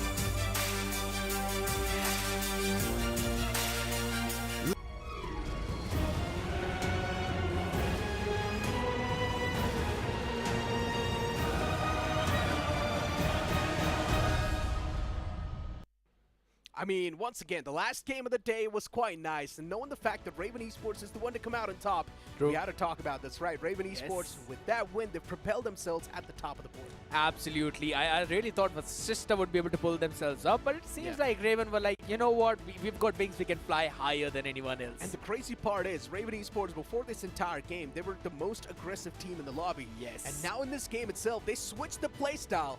They made sure that they're not going to be the one to be targeted. They're not going to be the one to be the X marker on the back. Instead, they made sure they're going to be silent throughout the entire game. And in the final few moments, when it matters the most, that's when they started to strike hard. Absolutely true. But another man who was just striking on every single iron, regardless of if it was hot or not, was Maxi OP from Team Tamilas. 5 finishes, and that is just absolutely mind-blowing. Even he has got his name on Stars of the Match because he was the man who went all out. I mean, you've also got Mighty right there being the best companion with 2 rescues and 3 assists and 56 healing done. And then you've also got Finisher being Reaper with just 1 finishes and 0 assists. Reaper was the one to claim that last finish, so that's why he's the finisher. But yeah, for Raven Esports in general, I do not really expect a lot of points from this game, considering they try to play for the win. They try to go for the finishing blow. They themselves knew that, yeah, it's fine. This time, let's just not try to prioritize on the power play. Instead, let's just try to prioritize the win. They got 16 points in total off of that previous game, and still they're at the top of this match ranking, while OG, they managed to get 15 points, and that's a big leap in the overall standings for OG, considering they were almost at the bottom. Yes, absolutely. I mean, this was the 3rd game that they've played till now in both days combined, and them getting those 15 points, it was important for them, as again, they needed some kind of buffer. But again, if you're talking about that, in this situation, I would still say Soul, Revenant, Mogo, X-Spark as well. It seems like they really need to step things up right now. They were not able to win out their opening duels as well, their opening engagements, and even Global Esports was targeted for having that bounty on their back. I mean, we need to talk a little bit about Mogo Esports over here, man. Something's going on. Mogo Esports, the defending champions, not able to live up to that name. But this has usually been the case, right? Mogo Esports, they start things off at a really slow pace. This has always been the way. Mogo Esports, and then later on, the final few moments, that's when they wake up. And once again, the same storyline may be repeating itself. I think so. That's yeah. In the future, it might be possible. I really am hopeful in this situation, but it has just been quite a few of those events where we've seen such a slow start from them, and then when the entire lobby gets aggressive, they just can't really find that footing, and the gap becomes too big to cover up so quickly. I mean, it makes a lot of sense, right? In the highlights, we can clearly see what exactly went wrong. And talk about going things wrong. I mean, for Team Forever, everything went wrong here. Off the rip, they started things off with a major advantage, but then Revenant Esports, somehow, they came out on top. Flock with the slash, he was able to strike down that player from Team Forever who was doing a lot of damage. And then Revenant Esports was the one to come out on top in that fight, but then Carpedium third parties and strikes down Revenant Esports. I mean, that entire warehouse was A death trap. It was so funny to watch, but this was the whole point where I wanted to talk about Soul as well, right? Because 8-bit were only running with 3 players, and even after that, Soul were the first one to find an opening in that situation, and yet they lost that entire engagement. Clearly shows you the potential of the entire 8-bit. I mean, this fight between Vasista Esports and their opponents, right? Where Vasista Esports striking down CG. Neo was able to do a decent amount of damage, but still not enough to strike down the entire team of Vasista. And in general, Vasista Esports, they've just been looking really confident in whatever fights they take. And you saw a clear picture of that, where Vixky strike down 2 players in that compound. Absolutely. He played out of his mind as well, but one team that really impressed me this time around, and that showed a very good improvement, was of course Team Z. Normally we see this team getting eliminated way too early on, but this time around, yes, went in almost towards the last circle, got in the top 5 as well into the game. So yes, a good improvement, but they need more, but I like where they are going. I mean, even yesterday at the last game, you saw Godlike stepping up, and now today at the last game, you saw Team Z stepping up and OG stepping up. So you can't say the last game has always been the ray of hope for the fans that are hoping for some of the teams to perform, which were still there in the latter half of the board. For Team Z, this is definitely going to be a wake-up call that they needed, right? Definitely a stepping stone, maybe you can say, where they can try and catapult themselves a little bit more higher in the overall standings. And for OG too, we know what they're capable of. Now they've found themselves that footing. OG, yes, it's quite a new roster, 2 of the players still sticking to that brim, but then you've got the newer players now filling up the shoes, and I'm not sure how good of a job they're doing so far, but this game definitely proves a bit. Absolutely. I really love the way how they played as well, and honestly, the fight was against Entity, if I'm not wrong as well, and OG lost their early couple of members, yet bounced back perfectly. They capitalized on the fact how they just cut the entire noise and then waited for Entity to get confused, but that was just one part of it, the entire spectrum. One team, and the playstyle that I really loved was also of God's Reign. They were just hunting down players, and yeah, we know that Ninja Boy basically mollied himself to deny the bounty points, but even after that, they tried to hunt down some other players too, of both Raven, and if I'm not wrong, they were also trying to target Vasista, who had to stop their entire rotation. I mean, you've got Phyllis One Blade moments of today. And just to remind you once again, 8-bit started things off with just a 3-man squad, and they were also the reason why IQ Soul were eliminated from one of the games. So yeah, with just a 3-man squad, they wiped out the entirety of IQ Soul. But yeah, looking at the game of Sanhok, things started off in quite the interesting fashion. Not that aggressive, but still an interesting start. Where OG, they were getting strike down. WSP, it felt like it was their playing field. It was just the situation and the positions which held out the members of WSB. Unfortunate beginning for the Godlike fans in this one. Yes, understandable, but again, it's like the first time we're playing Sanhok in BGMS itself, so it's bound to happen to some of the other teams. But honestly, that 1v3 of Reaper should technically become the best moment of this evening, just like how Z-God was 1v3ing yesterday the members of WSB, and then WSB today answering back with a chicken of their own. Reapers 1v3, definitely the main catch of that first game. Then later on, as Erangel started, there were quite a few teams with the bounty on their back. Global Esports getting hunted down off the bat, and a little bit of iffy moments to start things off with. I mean, one of the men, which was Flock, he gets slashed down to death, but then later on, Revenant Esports, they come back with vengeance on their mind, but then it's Carpathian with the third party, and then they're the one to steal the elimination points away. Team Tamilas, they started things off on the aggressive note. All they could see is red in front of their eyes, and they dealt a lot of damage to the lobby. Vasista Esports too, they were alive in the final few moments, but TZ, they managed to survive in the top 3. For OG as well, this game was quite a big glimmer of hope. You know, whenever there's a very big party where there's a lot of items on the table, there's one person in our friends group who always picks up one from each, and then his plate is apparently entirely full. That was how Team Tamilas played. They were picking fight everywhere, and they were taking one player from every other squad, and it was like doing the damage, but not enough. It was super fun to watch, funny as well at the same time, but yeah, I love the way how they switch things up, switch their entire style. Now I really want to see some other teams as well step up to the same expectations that we have for them. Exactly, and those expectations are definitely going to be to perform a little bit more and to just be a little bit more aggressive and try and take advantage of the power play, right? Because power play is something that can instantly catapult you on the first half of the board. Even if you manage to get one squad wipe, that's like 8 points in return that you're getting. And imagine if you get a flawless squad wipe, you still have all the other players still marching forward for the upcoming game. So, in general, things can be much more better if you do decide to capitalize on the power play. And then you've got the standout player of the day. That's going to be Maxi OP from Team Tamilas with 6 finishes. And Team Tamilas definitely is shifting the aggression, and I'm a big fan of this. I know, you always said that it's a bit slow team, and that's what we normally would see from them from all the tournaments. But yeah, it was super fun to see him aggressive. Exactly. Before now, let's move on to the stage for a short interview. बिल्कुल 6 finishes के साथ यहाँ पे मेरे साथ Team Tamilas के Maxi हैं. Now ये सिर्फ तमिल बोलेंगे, so I'll just translate it for everyone. Listen, Maxi, 8th in the second match, 10th in the first match, but Team Tamilas has been known for a more passive style of gameplay. What's changed, man? So பிஜிஎம்எஸோட format வந்து ஆக்சுவலாக change ஆயிருக்கு. So அது எப்படின்னா power பிளேயோட இது வந்து பார்த்திங்கன்னா points வந்து ஹெவியாக இருக்குது. ஸோ அதனால் நாங்கள் வந்து எங்களோட டார்கெட்டே வந்து எப்படின்னா ஃபைட் எடுத்து தான் நாங்கள் ஆடணும் அப்படின்ற ஒரு இது தான். ஸோ ஃபர்ஸ்ட் ஜோனில் வந்து நாங்கள் ஃபுல்லாக வந்து டாமினேட் பண்ணி தான் ஆடணும். More or less आप समझ गए होंगे, लेकिन ये जो बाउंटी सिस्टम साथ में पावर प्ले का पूरा जो एडिशन हुआ है उसके वजह से उसका फ़ायदा उठा रहे हैं.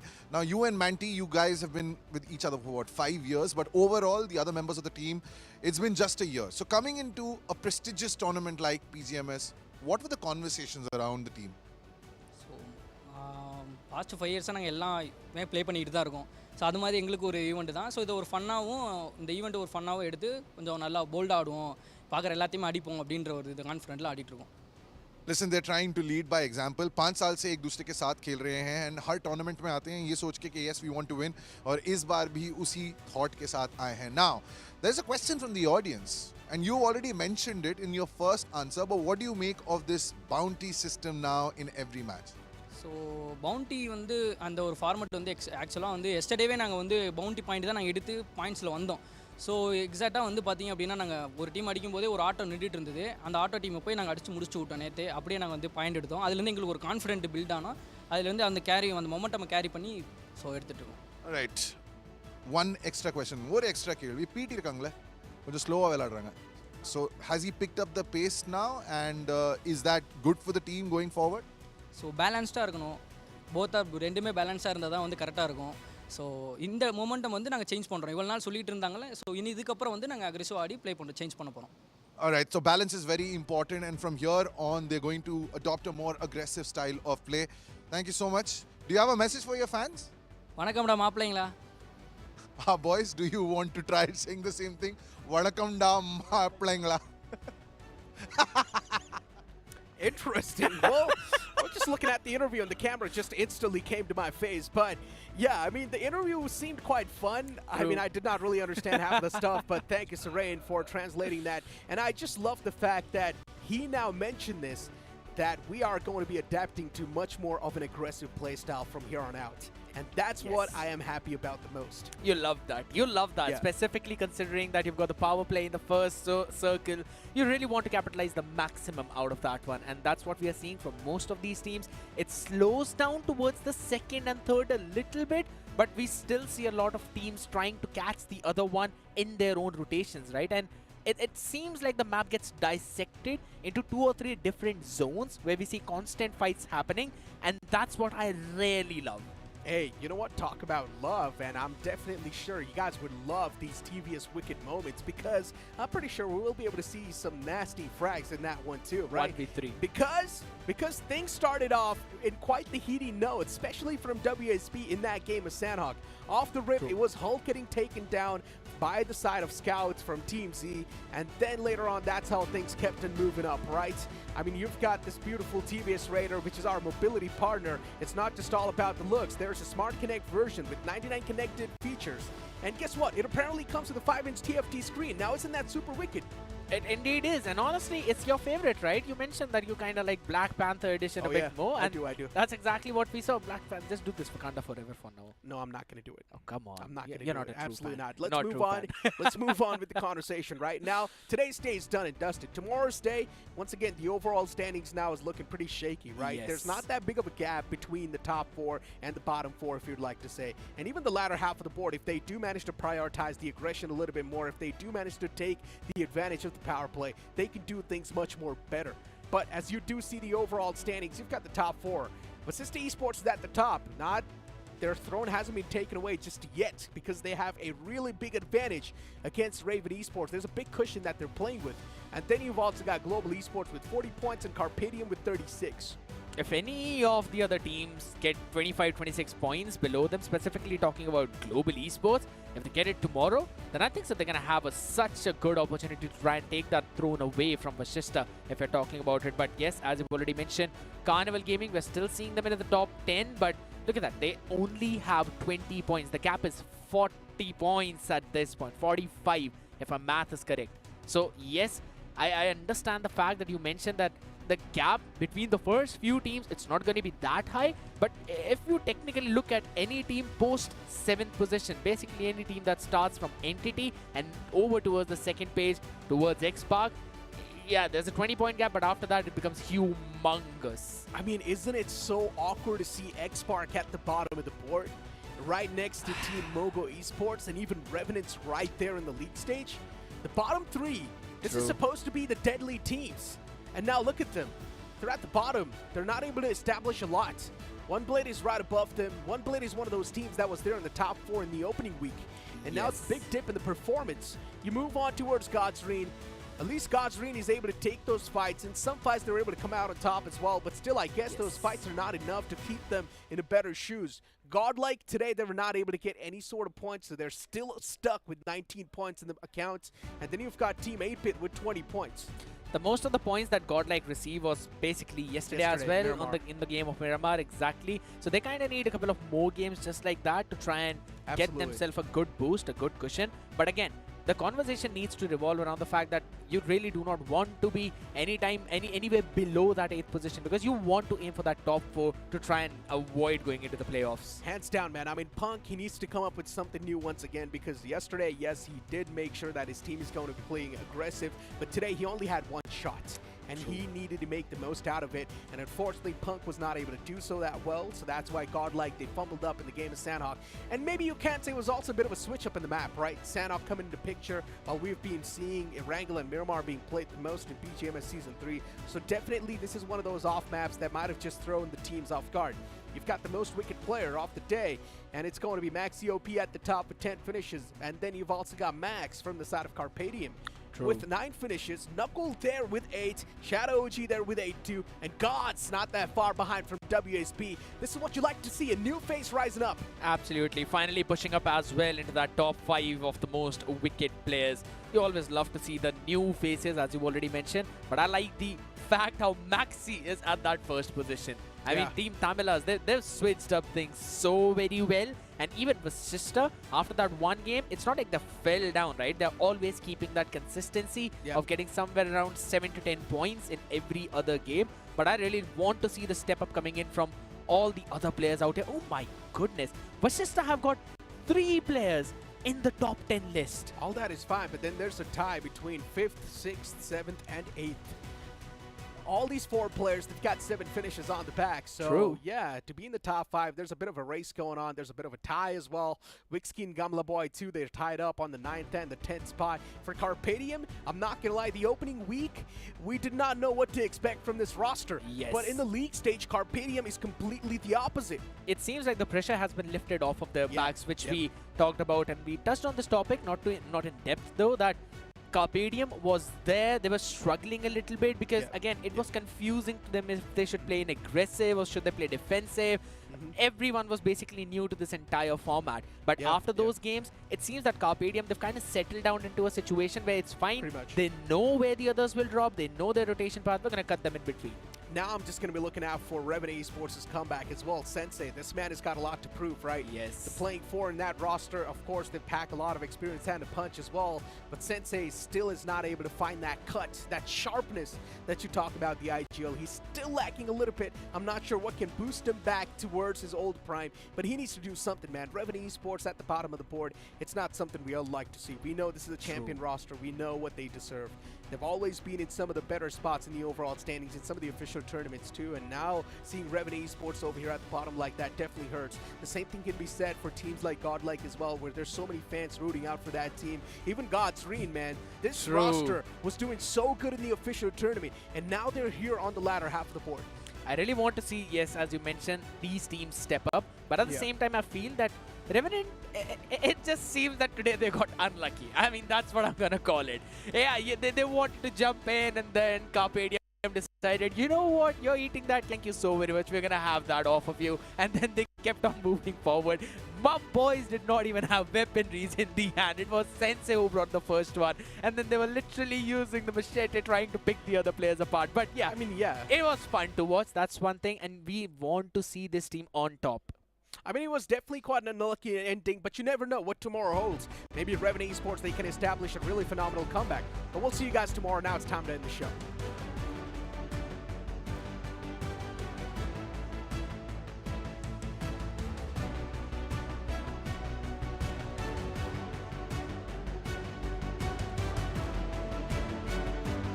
Ladies and gentlemen, welcome back to a new season of daily BGMI action.